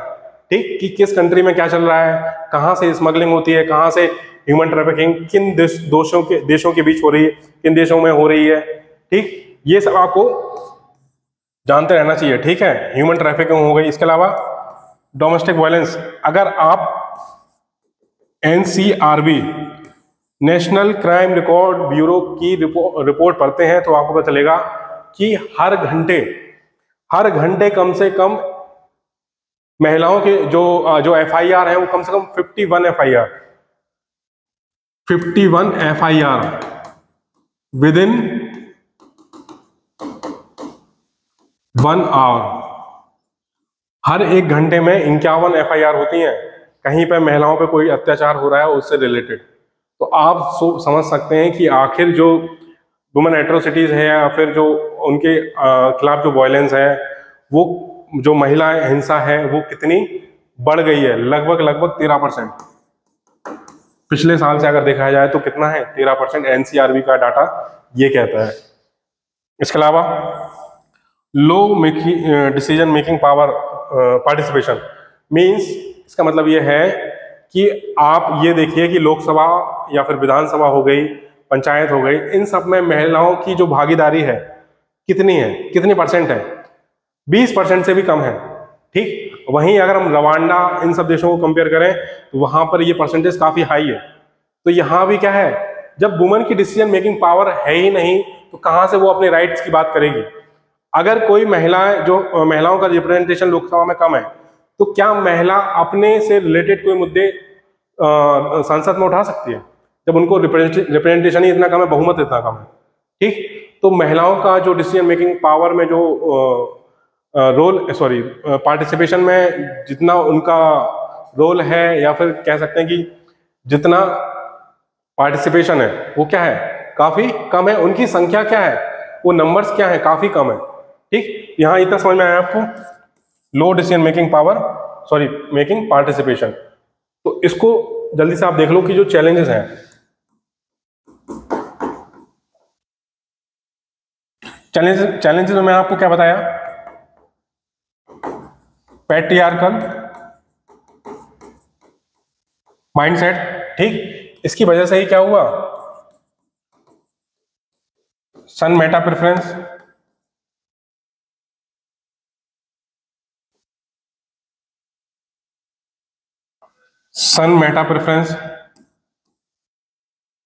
इसमें क्या कहा गया, बर्थ ऑफ सन। ठीक है, इसके अलावा जो एजुकेशन और हेल्थ है, ये क्या है, महिलाओं के लिए लिमिटेड है। इसके अलावा जो वर्क फोर्स पार्टिसिपेशन है, ये भी क्या है, कम है। देखिए, वर्कफोर्स पार्टिसिपेशन जो है महिलाओं का भारत में फिलहाल तो बढ़ा है, लेकिन अगर ऑन ग्लोबल लेवल पर कंपैरिजन किया जाए तो वो क्या है, अभी भी कम है। ठीक, वर्कफोर्स पार्टिसिपेशन में अगर हम बात करें, जो हाउसवाइफ्स हैं या फिर जो महिलाएं घर का कामकाज संभालती हैं, घर संभालती हैं, उनके वर्क को इकोनॉमिकली क्या है, रिकॉग्नाइज नहीं किया जाता है। मींस वो क्या है, अनपेड है। ठीक, हम अपनी जीडीपी में ये काउंट नहीं करते हैं कि हाउसवाइफ जो घर पर काम कर रही हैं उसका भी कोई पैसा है। वो अगर काउंट कर लिया जाए तो आप सोचिए, भारत $5 ट्रिलियन इकोनॉमी का जो सपना देखता है वो तो अभी बन जाए फिर, समझ रहे हैं। तो ये क्या है, ये अनपेड है। इसके अलावा वर्कफोर्स पार्टिसिपेशन कम क्यों है, इसके अलग रीजंस हैं। वर्क प्लेस क्या है, हरासमेंट है। ठीक, इसके अलावा क्या हो गया, ह्यूमन ट्रैफिकिंग हो गई। ठीक, इसके अलावा ह्यूमन ट्रैफिकिंग हो गया, और पॉलिटिकल पार्टिसिपेशन में भी हम क्या हैं, काफी पीछे हैं, लगभग 14% है लोकसभा में। तो ठीक है, ये सारे के सारे क्या फैक्टर्स हो गए, ये फैक्टर्स वो हैं कि क्या क्या आखिर वुमेन को क्या क्या चैलेंजेस फेस करने पड़ रहे हैं। मींस जो महिलाएं हैं क्या है, a woman doesn't have authority और right to have her own choices. Means उसको उसके खुद के जो चॉइसेस हैं वो डिसाइड करने का भी अधिकार क्या है, नहीं है। ठीक, यही क्या है, एक पैट्रियार्कल माइंडसेट कहलाता है, या पैट्रियार्कल पुरुष प्रधान समाज में जो महिलाओं की जो कंडीशन है उसका एक इम्पैक्ट यही है। ठीक, ये सारे के सारे क्या है, चैलेंजेस हो गए। इतना समझ में आया। इसके बाद देखो, इसके बाद एक रिपोर्ट देखो, इस रिपोर्ट में हम ये जानेंगे, ये रिपोर्ट है global gender gap index, global gender gap index 2024।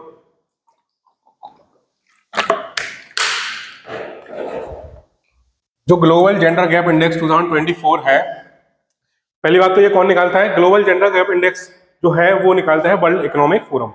ठीक, वर्ल्ड इकोनॉमिक फोरम। तो वर्ल्ड इकोनॉमिक फोरम क्या करता है, ग्लोबल जेंडर गैप इंडेक्स निकालता है। इस रिपोर्ट में हम ये देखेंगे कि भारत की क्या स्थिति है। 4 फ्रेमवर्क है, 4 फ्रेमवर्क पे ही वर्ल्ड इकोनॉमिक जो ग्लोबल जेंडर गैप रिपोर्ट है वो पब्लिश होती है। इन 4 फ्रेमवर्क पे ही वो किसी कंट्री को क्या करती है, डिसाइड करती है, उसको कंपेयर करती है कि उसमें क्या कंडीशंस चल रही हैं वुमन की। हम 2024 की बात कर रहे हैं, तो 2023 में और 2024 में क्या क्या डिफरेंसेस हैं, या फिर भारत ने इम्प्रूवमेंट किया है, या फिर महिलाओं की कंडीशन और डिक्लाइन हुई है। देखिए, ये रिपोर्ट्स आपको पढ़ने आनी चाहिए। आपको लग रहा होगा कि आखिर इस रिपोर्ट्स में ऐसा क्या दे रखा है, ये क्या डायग्राम है, ये नंबर्स क्या है। ये रिपोर्ट्स आपको पढ़नी आनी चाहिए, क्योंकि आपको आगे चल के काम भी यही करना है। क्या पता आप कहीं जाके सेक्रेटरी बने, या फिर किसी ऐसे डिपार्टमेंट में बैठे हैं जहां आपको रिपोर्ट रीड करनी है, उसका एक साइनॉप्सिस बनाना है। तो ये सारे के सारे काम आपको आने चाहिए, ये आपको आगे क्या करेंगे, हेल्प करेंगे। ठीक है, तो रिपोर्ट्स कैसे पढ़ते हैं ये मैं आपको बताऊं। जैसे ये क्या है, ये है स्कोर। ये स्कोर ये बताता है 0.64। ये स्कोर ये बताता है कि भारत में जो जेंडर पैरिटी है वो कितनी हो गई है, क्या भारत में इनइक्वालिटी अभी रह गई है या नहीं रह गई है। तो ये स्कोर ये बताएगा कि भारत में जो जेंडर पैरिटी है वो कितनी है, 64%। 64%। इसके इस तरफ क्या है, 0 है, इसके इस तरफ क्या है, 100%। या फिर अगर पॉइंट में बात करी जाए तो यहाँ पे 0, यहाँ पे 1। ठीक, तो भारत में जो जेंडर इक्वालिटी जेंडर गैप है, भारत ने कितना कवर कर लिया है, 64% भारत ने गैप कवर कर लिया है। अभी भी 36% गैप क्या है, बाकी है। और वर्ल्ड में अगर बात करी जाए तो वर्ल्ड को अपना जो जेंडर गैप है उसको कवर करने में लगभग 134 ईयर्स लग जाएंगे। इतना अगर जब हमें एक लैंगिक समानता की बात करें तो उसको अचीव करने में फिलहाल जो ट्रेंड चल रहा है उसके हिसाब से 134 साल लगेंगे। ठीक है, यहां पर अगर आप देखो तो भारत का स्कोर कितना है, 60.641। इसका मतलब भारत ने जो जेंडर पैरिटी जो अचीव करी है, जो जेंडर गैप जो कवर किया वो कितना है, 64%। ठीक, इसके अलावा देखो, इसके अलावा भारत की रैंकिंग पहले कितनी थी 2023 में, 127। अब भारत की रैंकिंग कितनी है, 129। इसका मतलब ये है कि हम 2 पॉइंट क्या हो गए, नीचे गिर गए। इस नीचे गिरने के आखिर क्या कारण रहे हैं वो हम इस रिपोर्ट में जानेंगे। तो भारत की जो रैंकिंग है वो कितनी है, 129। ये आपके वनडे एग्जाम में भी आता है, भारत की ग्लोबल जेंडर गैप इंडेक्स 2024 में भारत की क्या रैंकिंग है। इसके अलावा देखो, जो जेंडर गैप इंडेक्स है वो 4 पैरामीटर पर बनती है। एक तो हो गया economic, means economic participation. Economic participation means आर्थिक दृष्टि से अगर देखा जाए तो महिलाओं की कितनी पार्टिसिपेशन है उस आर्थिक उस इकोनॉमी में, उस देश की इकोनॉमी में। ठीक, इसके अलावा देखो education, means education standard, primary level पर, सेकेंडरी लेवल पर, क्या महिलाएं प्राइमरी लेवल से सेकेंडरी लेवल पर जाने पर कहीं ड्रॉप आउट तो नहीं है, वो कहीं ऐसा तो नहीं कि एडमिशन ही ना कराती हूँ, प्राइमरी लेवल पढ़ लिया उसके बाद फिर वो उनकी पढ़ाई आगे कंटिन्यू ना हो पा रही हो, तो सेकेंडरी एजुकेशन में क्या उनका दाखिला हो रहा है या नहीं हो रहा है, ये सब इसमें बात की जाती है। इसके अलावा हेल्थ के पैरामीटर्स में जो स्टंटेड हो गया, means height to weight ratio हो गए, या फिर वेस्टेड हो गया, इसके अलावा अंडर न्यूट्रिशन हो गया, माल न्यूट्रिशन हो गया, इन सब के क्या पैरामीटर्स हैं, इन सब पे क्या महिलाओं की स्थिति जो है सुधरी है या नहीं सुधरी है।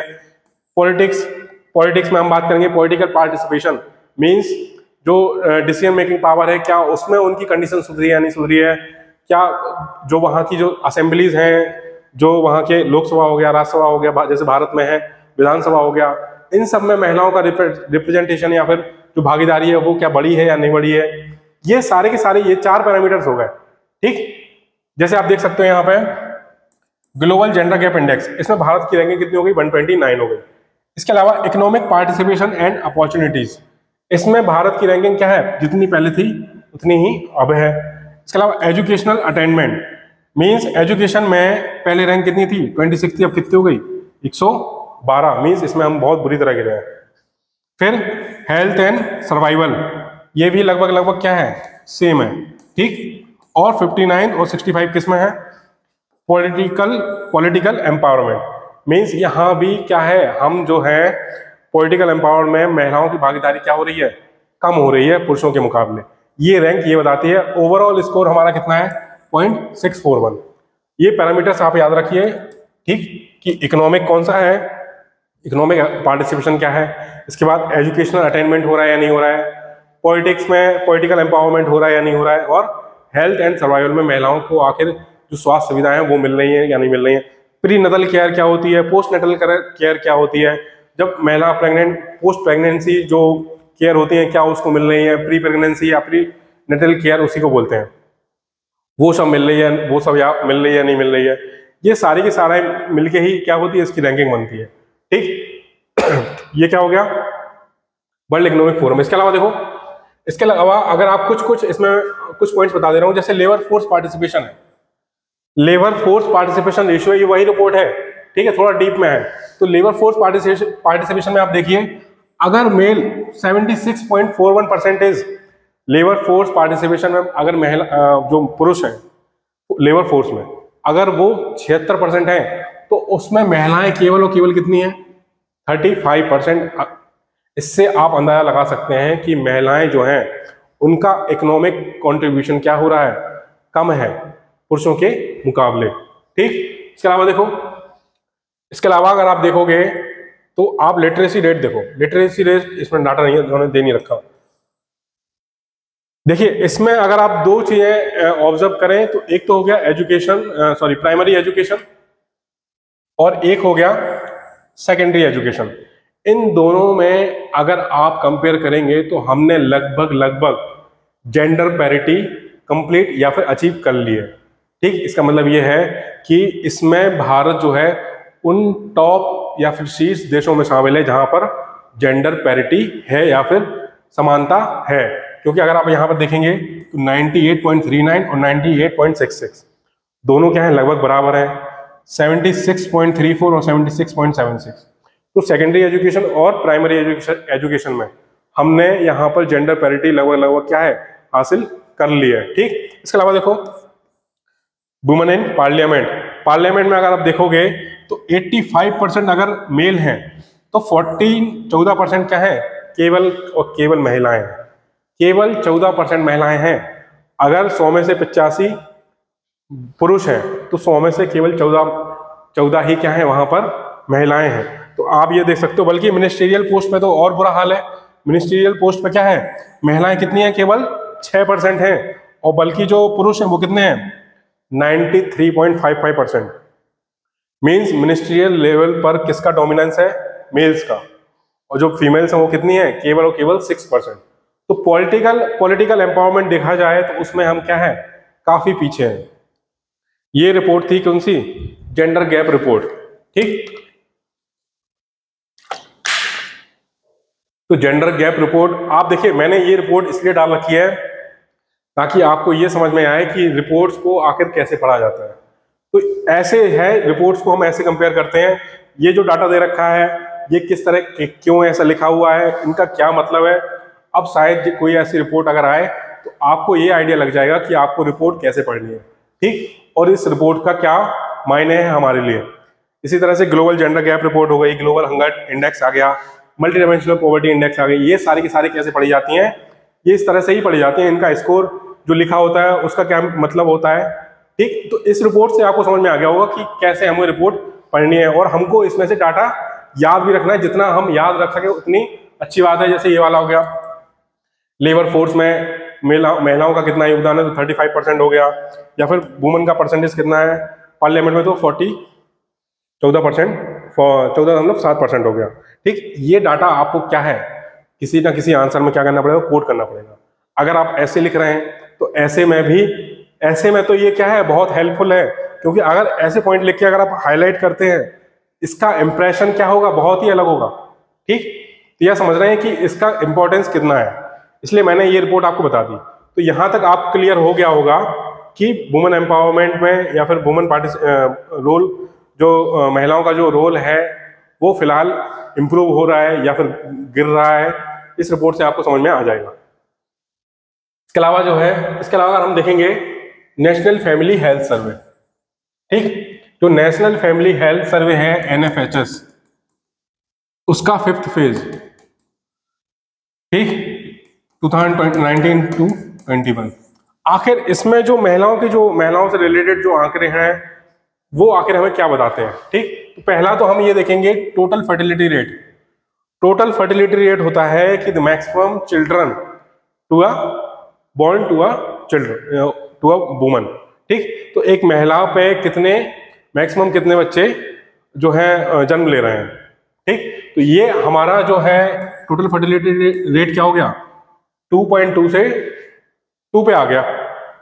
देखिए यहां से क्वेश्चन बनता है कि भारत में जो टोटल फर्टिलिटी रेट है वो 2 पर आ गया है, वो गिर गया है। इसका मतलब क्या है, इसके क्या मायने हैं, क्या इसके पॉजिटिव इंपैक्ट हैं, क्या इसके नेगेटिव इंपैक्ट हैं। ठीक, हम इसको कैसे बैलेंस रख सकते हैं। अगर ये गिर रहा है तो क्या इसके गिरने से कहीं ऐसा तो नहीं कि ओल्ड एज पॉपुलेशन है, जैसे कि आपने देखा होगा जापान और चाइना में अभी क्या चल रहा है, जापान और चाइना में बर्थ रेट डिक्लाइन होता जा रहा है, जिसकी वजह से जो ओल्ड एज पॉपुलेशन है वो क्या है, उसका जो शेयर है वो क्या हो गया, बढ़ता जा रहा है। अगर ओल्ड एज पॉपुलेशन बढ़ गई तो इसका सीधा का सीधा इंपैक्ट क्या आएगा, इकोनॉमी पे आएगा, क्योंकि डेमोग्राफिक डिविडेंड, जो हम अभी एक डेमोग्राफिक डिविडेंड रिच कंट्री है, तो हम पर क्या हो जाएगा, बल्कि ये पूरा क्या हो जाएगा, उल्टा हो जाएगा। हमारे में क्या हो जाएगा, फिर जो डिपेंडेंट पॉपुलेशन है, जो ओल्ड एज पॉपुलेशन है वो क्या हो जाएगी, वो बढ़ जाएगी। तो लेबर फोर्स पे क्या हो जाएगा, इसका सबसे ज्यादा इंपैक्ट किस पे देखा जाएगा, इकोनॉमी पे। लेबर फोर्स पे क्या इंपैक्ट होगा, लेकिन इसके बेनिफिट्स क्या है, बेनिफिट्स इसके क्या है कि बेटर फैमिली प्लानिंग हो गई, या फिर वुमन को एजुकेशन अच्छी मिल रही है। इसके रीजंस क्या है। अच्छा, अगर मैं आपसे बात करूं, जो टोटल फर्टिलिटी रेट है,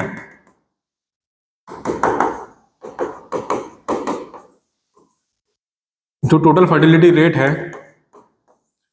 TFR, वो 2.0 पे आ गया। इसका मतलब इसके जो रीजंस हैं, इसके रीजंस क्या है, इसके रीजन सिंपल हैं। देखो, बेटर, सॉरी इसको पहले लिखिए, वुमेन एजुकेशन। ठीक, अगर वुमेन एजुकेशन है, मींस वुमेन एजुकेटेड है, तो इसका इंपैक्ट किस पे पड़ेगा, फैमिली प्लानिंग पे पड़ेगा।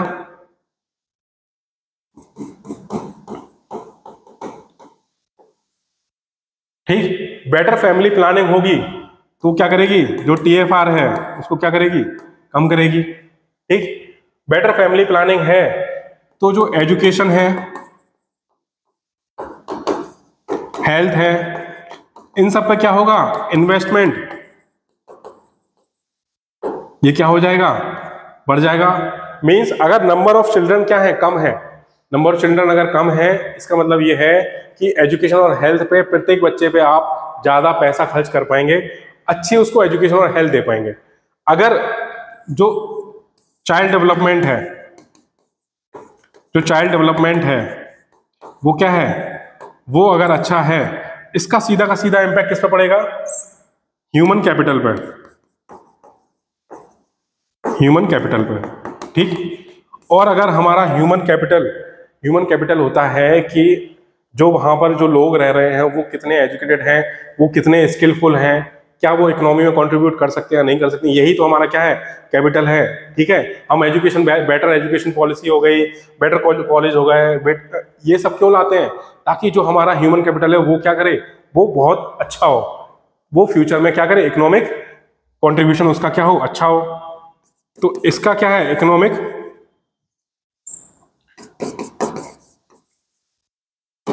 कंट्रीब्यूशन क्या होगा, अच्छा होगा, और इकोनॉमिक कंट्रीब्यूशन अच्छा होगा तो क्या होगा, इकोनॉमिक ग्रोथ होगी। ठीक, ये फ्लो चार्ट क्या है, आप अपनी कॉपी में बना सकते हो, इसको आंसर में आपको बनाना है। ठीक, तो फ्लो चार्ट्स कैसे बनाते हैं, फ्लो चार्ट्स ऐसे बनाते हैं कि चीज़ों को हम कैसे इंटरलिंक कर रहे हैं, और जब चीज़ें चीज़ें इंटरलिंक होने लगती हैं, इसका मतलब ये है कि आपके जो कॉन्सेप्ट है वो क्या है, वो क्लियर है, तभी तो आप चीज़ों को इंटरलिंक कर पाएंगे। तो ये ऐसे फ्लो चार्ट जो है वो आंसर में क्या वैल्यू एडिशन करते हैं। ये हो गया। ठीक, टोटल फर्टिलिटी रेट का जो है, जो ये डाउन जा रहा है, उसके पॉजिटिव इंपैक्ट तो ये रहे, और ये कॉज है उसका। ठीक, इसके अलावा देखो, 2019-21 में जो वुमन है इन इंडिया, इंस्टीट्यूशनल बर्थ कितना है, 88.6%, जो कि काफी अच्छा है। इसका मतलब ये है कि जो बच्चों का जन्म हो रहा है वो कहाँ हो रहा है, हॉस्पिटल्स में हो रहा है। इंस्टीट्यूशनल बर्थ इसे ही कहते हैं, ना कि घर पर हो रहा है। इसके क्या रीजन है, क्यों ये इतना इंप्रूव हुआ है, आपने सुना होगा गवर्नमेंट स्कीम जननी सुरक्षा, जननी सुरक्षा योजना। जननी सुरक्षा योजना में एक कैश असिस्टेंस होता है, सरकार क्या करती है, कैश असिस्टेंस। ठीक, कैश असिस्टेंस प्रोवाइड करती है पोस्ट नेटल केयर के लिए। ठीक, अगर गवर्नमेंट इंस्टीट्यूशन में किसी महिला ने जो है किसी बच्चे को जन्म दिया है, तो उसको जननी सुरक्षा योजना के तहत जो बेनिफिशियरी हैं, ठीक, एक पर्टिकुलर बेनिफिशियरी हैं, लाभार्थी हैं, उनको कैश असिस्टेंट मिलेगा सरकार की तरफ से, ताकि उस महिला की उस बच्चे की क्या हो, केयर हो सके, जिससे जो मैटरनल मोर्टेलिटी रेट MMR और इन्फेंट मोर्टेलिटी रेट IMR ये क्या हो, ये कम हो जाए। ठीक, तो एक इस स्कीम का, और जो गवर्नमेंट स्कीम्स है उनका इम्पैक्ट किस पे पड़ा है, इंस्टीट्यूशनल बर्थ में। तो उसने क्या किया है, इसको इम्प्रूव किया है। इसके अलावा देखो, बेटर फैमिली प्लानिंग और बेटर फीमेल लिटरेसी, इसका मैंने आपको बता दिया कि इसका इम्पैक्ट जो है TFR पे क्या है। ठीक, इसके अलावा देखो, proportion of women who have their own bank accounts, means वो कितना हो गया, लगभग 79%। कह सकते हैं कि ये किसका इम्पैक्ट है, ये जो इम्पैक्ट है वो किसका है, जन धन योजना, जन धन योजना, प्रधानमंत्री जन धन योजना में जो अकाउंट्स खोले गए हैं। ठीक, तो उसने क्या किया है, उसने महिलाओं की भागीदारी अर्थव्यवस्था में क्या करी गई है, बढ़ा दी है। इससे क्या होगा, इससे होगा ये जो फीमेल लिटरेसी है, सॉरी फाइनेंशियल लिटरेसी है, महिलाओं में जो फाइनेंशियल लिटरेसी है, आर्थिक साक्षरता है, वो क्या होगी, उसकी बढ़ोतरी होगी, और वो भी इकोनॉमी में पार्टिसिपेट कर पाएंगे।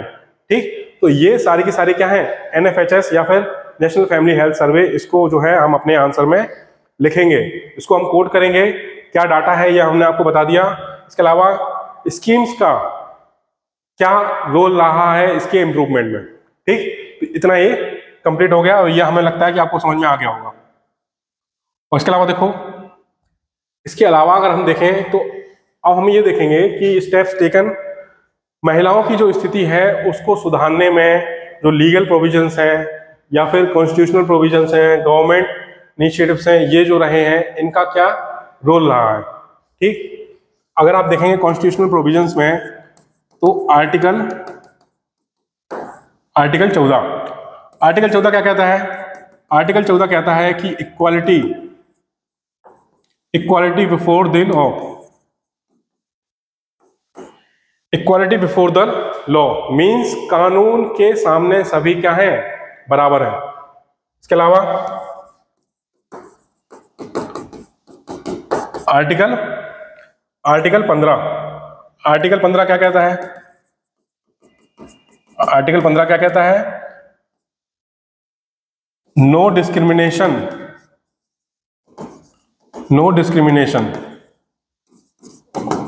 ऑन द ग्राउंड ऑफ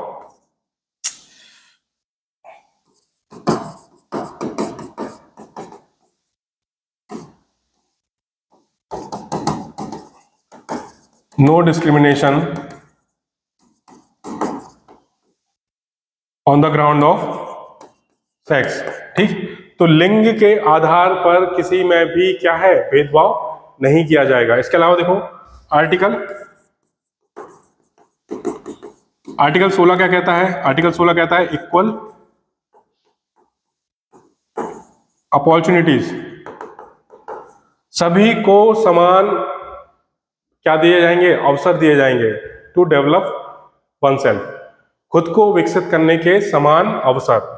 ठीक, इसमें कोई भी भेदभाव नहीं होगा। इसके अलावा आर्टिकल 21 क्या कहलाता है, राइट टू फ्रीडम, सभी को अपने चॉइस के अनुसार या फिर अपने डिसीजंस के अनुसार रहने का अधिकार है। आप किसी के अधिकार छीन नहीं सकते, ना ही उन्हें सप्रेस कर सकते हैं। ठीक, इसके अलावा देखो आर्टिकल 39, देखो आर्टिकल 39 क्या कहता है, आर्टिकल 39 कहता है equal pay for equal work, means समान कार्य के लिए समान वेतन। तो ये कौन सा हो गया, आर्टिकल 39 हो गया। आर्टिकल 42 क्या कहलाता है, आर्टिकल 42 के क्या प्रावधान है, बेटर वर्किंग कंडीशन और मैटरनिटी लीव, मैटरनिटी केयर। ठीक, तो इतने क्या है, ये कुछ आर्टिकल्स जो मैंने बताए, ये मोटे मोटे ये प्रावधान है। इसके अलावा फंडामेंटल राइट्स हो गए, तो फंडामेंटल ड्यूटीज हो गए। फंडामेंटल ड्यूटीज में क्या कहा गया कि हम कोई भी ऐसा कार्य नहीं करेंगे जिसमें महिलाओं का सम्मान जो है वो कम हो। ठीक, हम कोई भी ऐसा कार्य नहीं करेंगे और हमारा ये कर्तव्य है कि महिलाएं जो हैं वो भी डिग्निटी ऑफ वुमन, एक सम्मान के साथ जीवन यापन करें। ठीक, इसके अलावा देखो लीगल प्रोविजंस अगर देखा जाए तो लीगल प्रोविजंस में हिस्टोरिकली अगर देखा जाए तो age of consent act 1891। Age of consent act में क्या कहा गया, एज ऑफ कॉन्सेंट एक्ट में ये कहा गया कि जो महिलाओं की जो उम्र है विवाह के लिए उसको बढ़ा दिया जाए, वो कितना कर दिया जाए, 10 से 12 कर दिया गया। ठीक, इसके अलावा फिर आया शारदा एक्ट, शारदा एक्ट 1929 का। इसमें महिलाओं की जो उम्र थी वो उसको क्या कर दिया गया, उसको और बढ़ा दिया गया। ठीक, ये क्या हो गया, एज बढ़ाने से, अगर एज बढ़ा दी इससे फायदा क्या होगा, इससे फायदा ये होगा कि जो उसको जो एजुकेशन है, जो एजुकेशन अटेन करने का जो टाइम है वो क्या हो गया, वो और मिल गया। ठीक है, तो एज बढ़ाने का सबसे बड़ा फायदा यही है। इसके अलावा देखो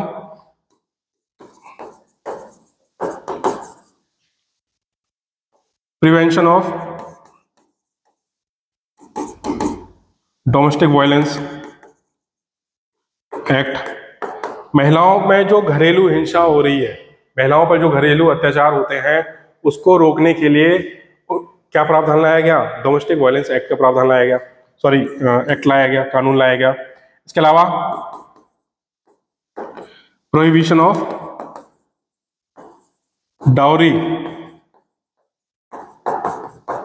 prohibition of dowry act means जो समाज में दहेज प्रथा है उसको रोकने के लिए क्या कानून लाया गया, डाउरी एक्ट लाया गया। ठीक है, इसके अलावा देखिए, इसके अलावा पीसीपीएनडीटी, मैंने आपको पहले बताया था पीसीपीएनडीटी। पीसीपीएनडीटी क्या होता है, pre conception pre natal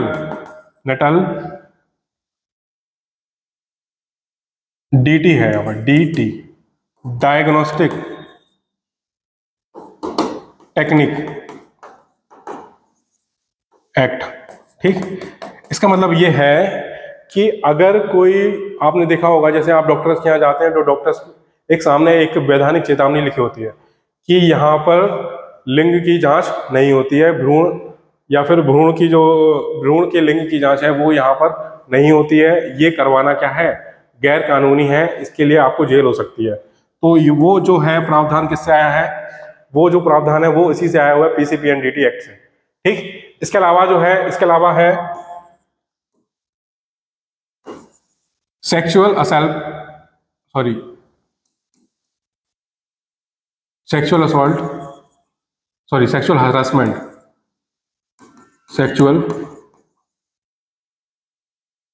harassment of woman at work place, prevention, protection and redressal act. ठीक है, इस एक्ट के तहत जो है, जो महिलाओं के जो हरासमेंट है वर्क प्लेस पे, उसको रोका जाए, इसके लिए क्या प्रावधान है, क्या इंक्वायरी होनी चाहिए, इंक्वायरी कमिटीज क्या होती है, इंटरनल इंक्वायरी कमेटी क्या होती है, फिर उसमें सजाएं क्या है, पेनल्टीज क्या है, या फिर जो जुर्माना है वो क्या है, कितने साल की कारावास हो सकती है, ये सब प्रावधान किस में डाले गए, इसी में डाला गया है। ये इस एक्ट से पहले आपने पढ़ा होगा विशाखा गाइडलाइंस।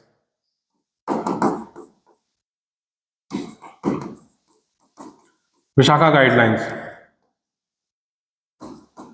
आखिर विशाखा गाइडलाइंस में क्या कहा गया था, वुमन जो harassment of woman at work place, उसके बाद सुप्रीम कोर्ट ने जो है विशाखा गाइडलाइंस दी थी कि आखिर क्या प्रोविजंस होने चाहिए, कंपनीज अगर कोई वर्क प्लेस है तो उसमें क्या क्या सेफ्टी मेजर्स होने चाहिए, कोई अगर सेक्सुअल हरासमेंट होता है तो उसमें कमिटीज का क्या रोल है, इंक्वायरी कमेटी का क्या रोल है, ये सारे के सारे प्रावधान जो है वो इसी एक्ट के तहत लाए गए। ठीक, इसके अलावा आप देखें तो गवर्नमेंट इनिशिएटिव्स में अगर मैं पहले बात करूं तो वो क्या है, बेटी बचाओ बेटी पढ़ाओ। ठीक, तो बेटी बचाओ बेटी पढ़ाओ ये जो स्कीम है ये किससे रिलेटेड है, ये रिलेटेड है अवेयरनेस कैंपेन से।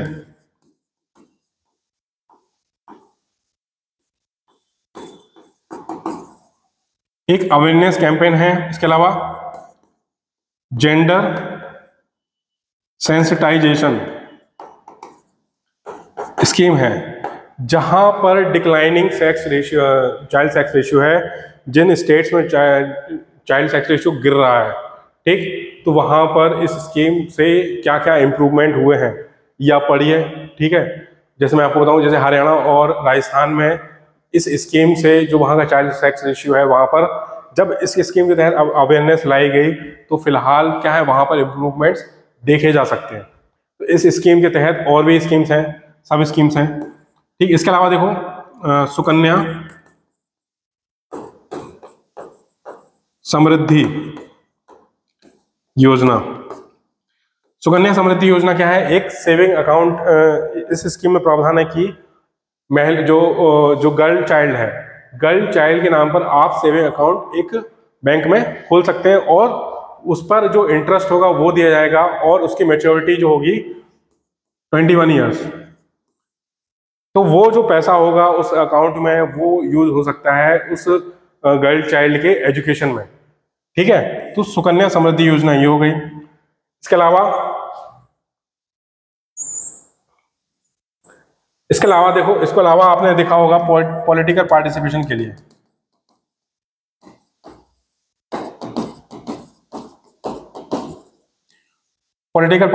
में नारी शक्ति बंधन अधिनियम,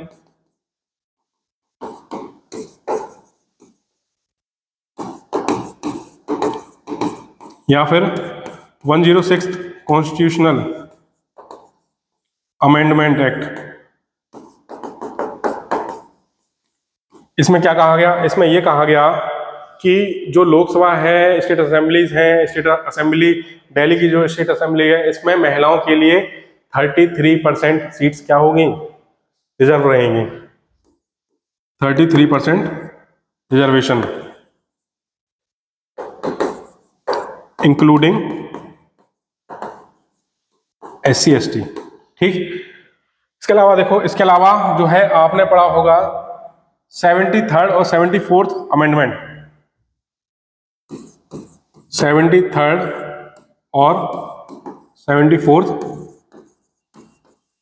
अमेंडमेंट एक्ट 1992।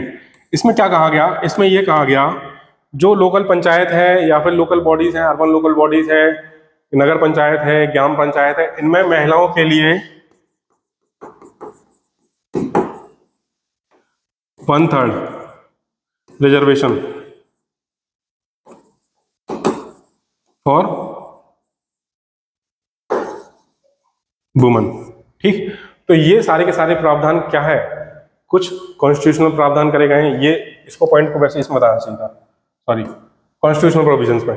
ठीक, तो गवर्नमेंट इनिशिएटिव्स क्या रहे हैं, इसके अलावा कुछ और है, जैसे स्वाधार गृह हो गई, इसमें और भी हैं, स्वाधार गृह हो गई।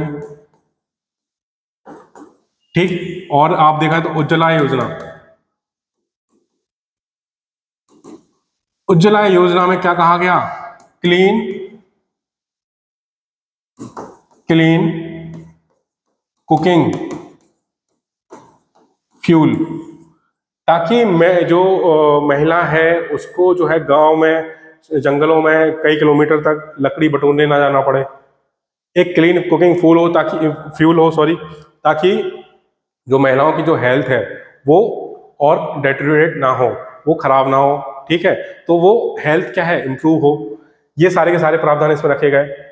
ठीक है, तो इतना क्या हो गया, इतना ये कंप्लीट हो गया। आपने देखा कि कॉन्स्टिट्यूशनल प्रोविजंस, लीगल प्रोविजंस और गवर्नमेंट इनिशिएटिव्स ने वुमेन एम्पावरमेंट में किस तरह से हेल्प करी है, और ये स्कीम्स कैसे आगे जो है और हेल्प करेंगी उनके पार्टिसिपेशन में, चाहे इकोनॉमिकली हो, पॉलिटिकली हो या फिर सोशली पार्टिसिपेशन हो। इससे कितना उनको हेल्प मिलेगा, जैसे स्टेम है, स्टेम में पार्टिसिपेशन, या फिर स्किल इंडिया मिशन है, वुमेन एंटरप्रेन्योरशिप हो गया, उनकी भागीदारी कैसे बढ़ रही है। जो लेबर फोर्स पार्टिसिपेशन है, महिलाओं में जो लेबर फोर्स पार्टिसिपेशन है,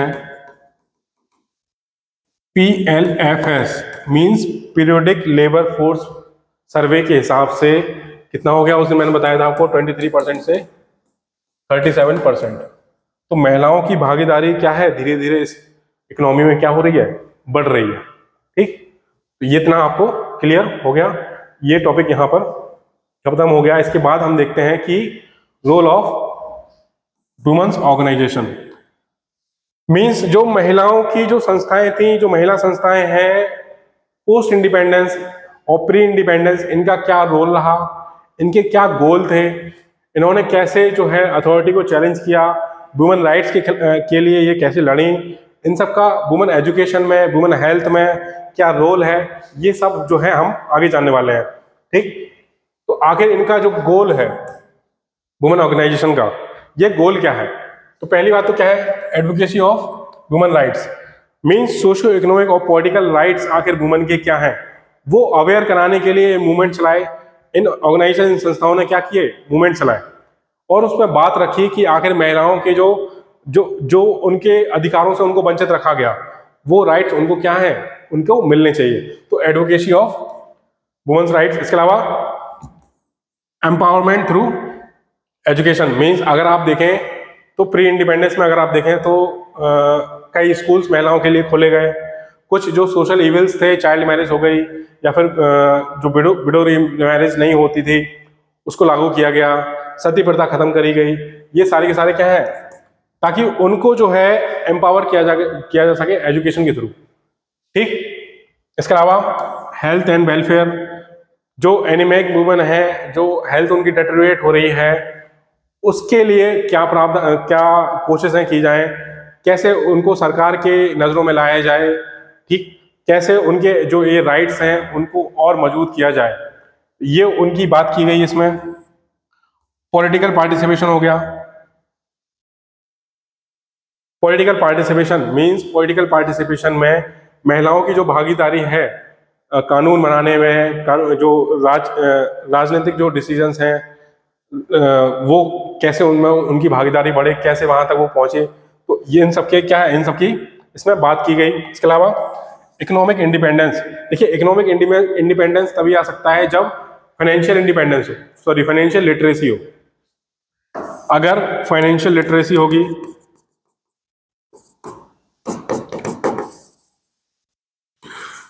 फाइनेंशियल लिटरेसी होगी तो जो डिसीजन मेकिंग पावर है इन हाउस होल्ड, वो क्या होगी, वो और स्ट्रॉन्ग होगी, जो कि किस में कंट्रीब्यूट करेगी, जीडीपी या फिर कंट्री की इकोनॉमी में।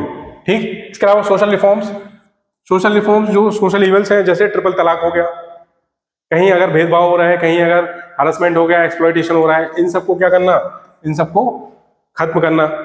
ठीक, सोशल रिफॉर्म्स जैसे पहले थे कि कहीं पर अगर चाइल्ड मैरिज हो रही है तो उसको कैसे रोका जाए, कहीं अगर बंधुआ मजदूरी है, फोर्स लेबर है, जो गर्ल्स हैं उनसे अगर फोर्स लेबर कराया जा रहा है, आपने नाम सुना होगा कैलाश सत्यार्थी का, जिनको नोबेल प्राइज भी मिल चुका है। तो ये सब क्या है, ये सब ऑर्गेनाइजेशंस हैं जिन्होंने महिलाओं के सशक्तिकरण के लिए क्या किया, काफी कार्य किया। ये सब क्या है, इनके गोल है। तो अगर आप देखो सोशल रिफॉर्मर्स की अगर यहाँ पे बात की जाए तो राजा राम मोहन राय आपने सुना होगा, राजा राम मोहन राय ने ब्रह्म समाज की स्थापना की थी। ठीक,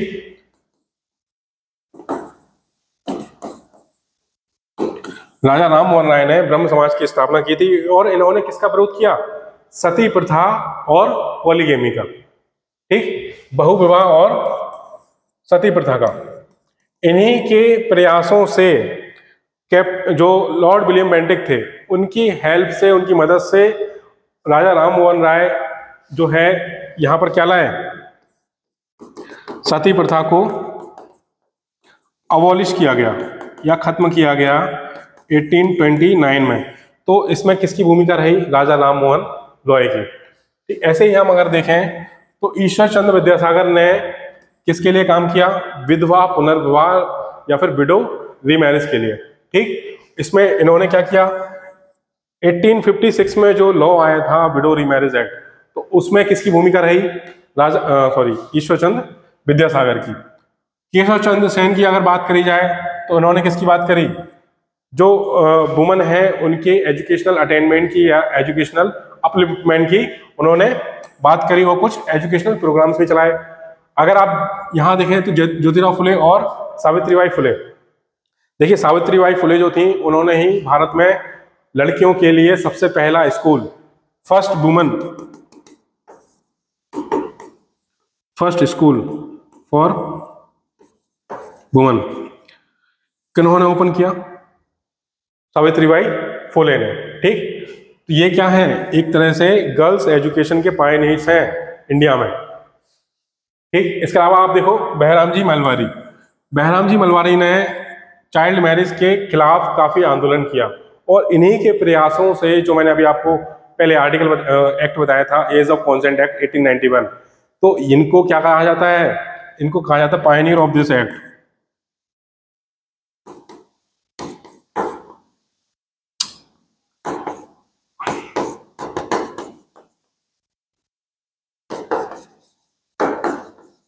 एज ऑफ कॉन्सेंट 1891। तो ये किसके प्रयास रहे, ये हमने देखा कि जो पोस्ट इंडिपेंडेंस में जो रिफॉर्मर्स थे, आखिर उन्होंने कैसे महिलाओं के जो मुद्दे थे, चाइल्ड मैरिज हो गई, विडो रीमैरिज हो गई, सती प्रथा हो गई, उनके जो एजुकेशनल या पॉलिटिकल राइट्स थे उनके लिए कैसे आवाज उठाई, कैसे उनके सपोर्ट से जो एक्ट लाए गए ब्रिटिश गवर्नमेंट के द्वारा कैसे हेल्पफुल रहे। तो ये सारे के सारे इनके प्रयास रहे। ठीक, इसके अलावा हम देखेंगे जो कुछ वुमेन्स ऑर्गेनाइजेशंस भी हैं जो पोस्ट इंडिपेंडेंस भी हैं और प्री इंडिपेंडेंस भी है, मतलब आज़ादी के पहले, जैसे ये हो गया वुमेन्स इंडिया एसोसिएशन, इसको किसने बनाया, सरोजनी नायडू, एनी बेसेंट और कामिनी रॉय ने। तो इनकी क्या भूमिका रही, इन्होंने जो है एजुकेशन की बात की, हेल्थ की बात की। वुमेन सफरेज मतलब क्या होता है, वुमेन सफरेज होता है वोटिंग राइट्स, महिलाओं को वोटिंग राइट्स के लिए इन्होंने क्या किया, आंदोलन चलाया। तो इस ऑर्गेनाइजेशन का क्या हुआ, ये रोल रहा। एक तरह से आप समझ लीजिए ये जो ऑर्गेनाइजेशन है एक तरह से प्रेशर ग्रुप का काम करती हैं। ठीक, कह नहीं सकते, ऐसा तो नहीं है कि ये प्रेशर ग्रुप है, लेकिन एक तरह से ये प्रेशर ग्रुप इसलिए कह सकते हैं कि ये सरकार पे दबाव बनाती हैं, चाहे वो आंदोलन से हो या फिर कोई अवेयरनेस कैंपेन चल रही है उससे हो। तो ये सरकार क्या कहती हैं कि ताकि ये सरकार के नजरों में आए कि आखिर महिलाओं के जो मुद्दे हैं वो क्या मुद्दे हैं। ठीक, तो इन्होंने किसकी बात करी, वुमेन सफरेज या वोटिंग राइट्स की। इसके अलावा ऑल इंडिया वुमेन फाउंडेशन, जिसकी नींव किसने रखी थी? सरोजनी नायडू ने। और इसमें क्या बात कही गई? इसमें बात कही गई एजुकेशन हो गया, सोशल रिफॉर्म्स हो गए, हेल्थ हो गई, वुमेन से रिलेटेड, इसकी बात इन्होंने रखी। ठीक, ऐसे ही क्या है, भारत स्त्री महामंडल, जिसकी नींव किसने रखी? कादम्बिनी गांगुली ने।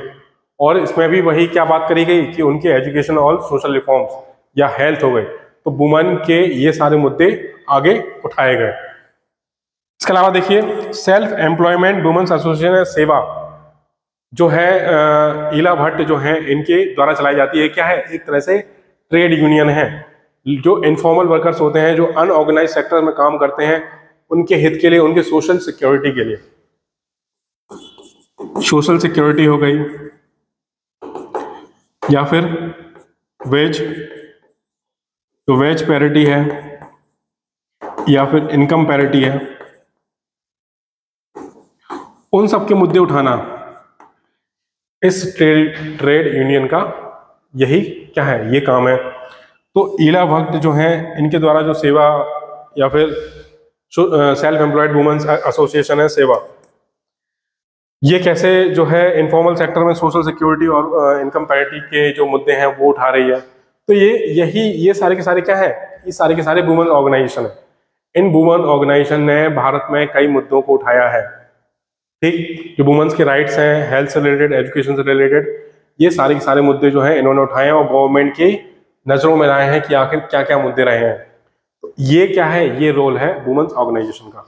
इसके अलावा देखो, इसके अलावा पंडित जवाहरलाल नेहरू ने एक बहुत अच्छी बात कही है, वो क्या है?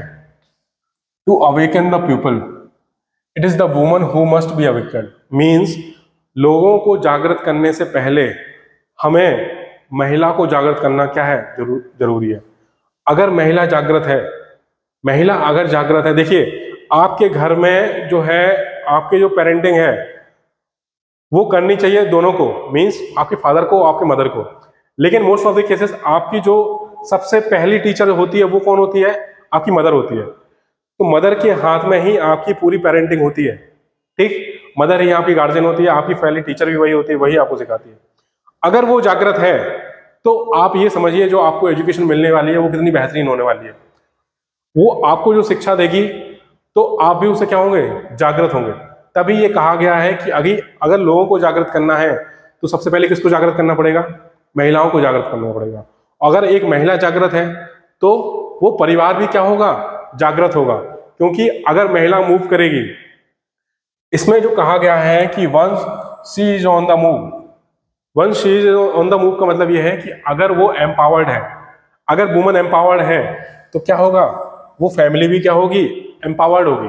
और फैमिली एम्पावर्ड है तो गांव और जो शहर है वो क्या होंगे, वो भी एम्पावर्ड होंगे। और वो एम्पावर्ड है तो नेशन क्या होगा, नेशन भी एम्पावर्ड होगा और आगे बढ़ेगा।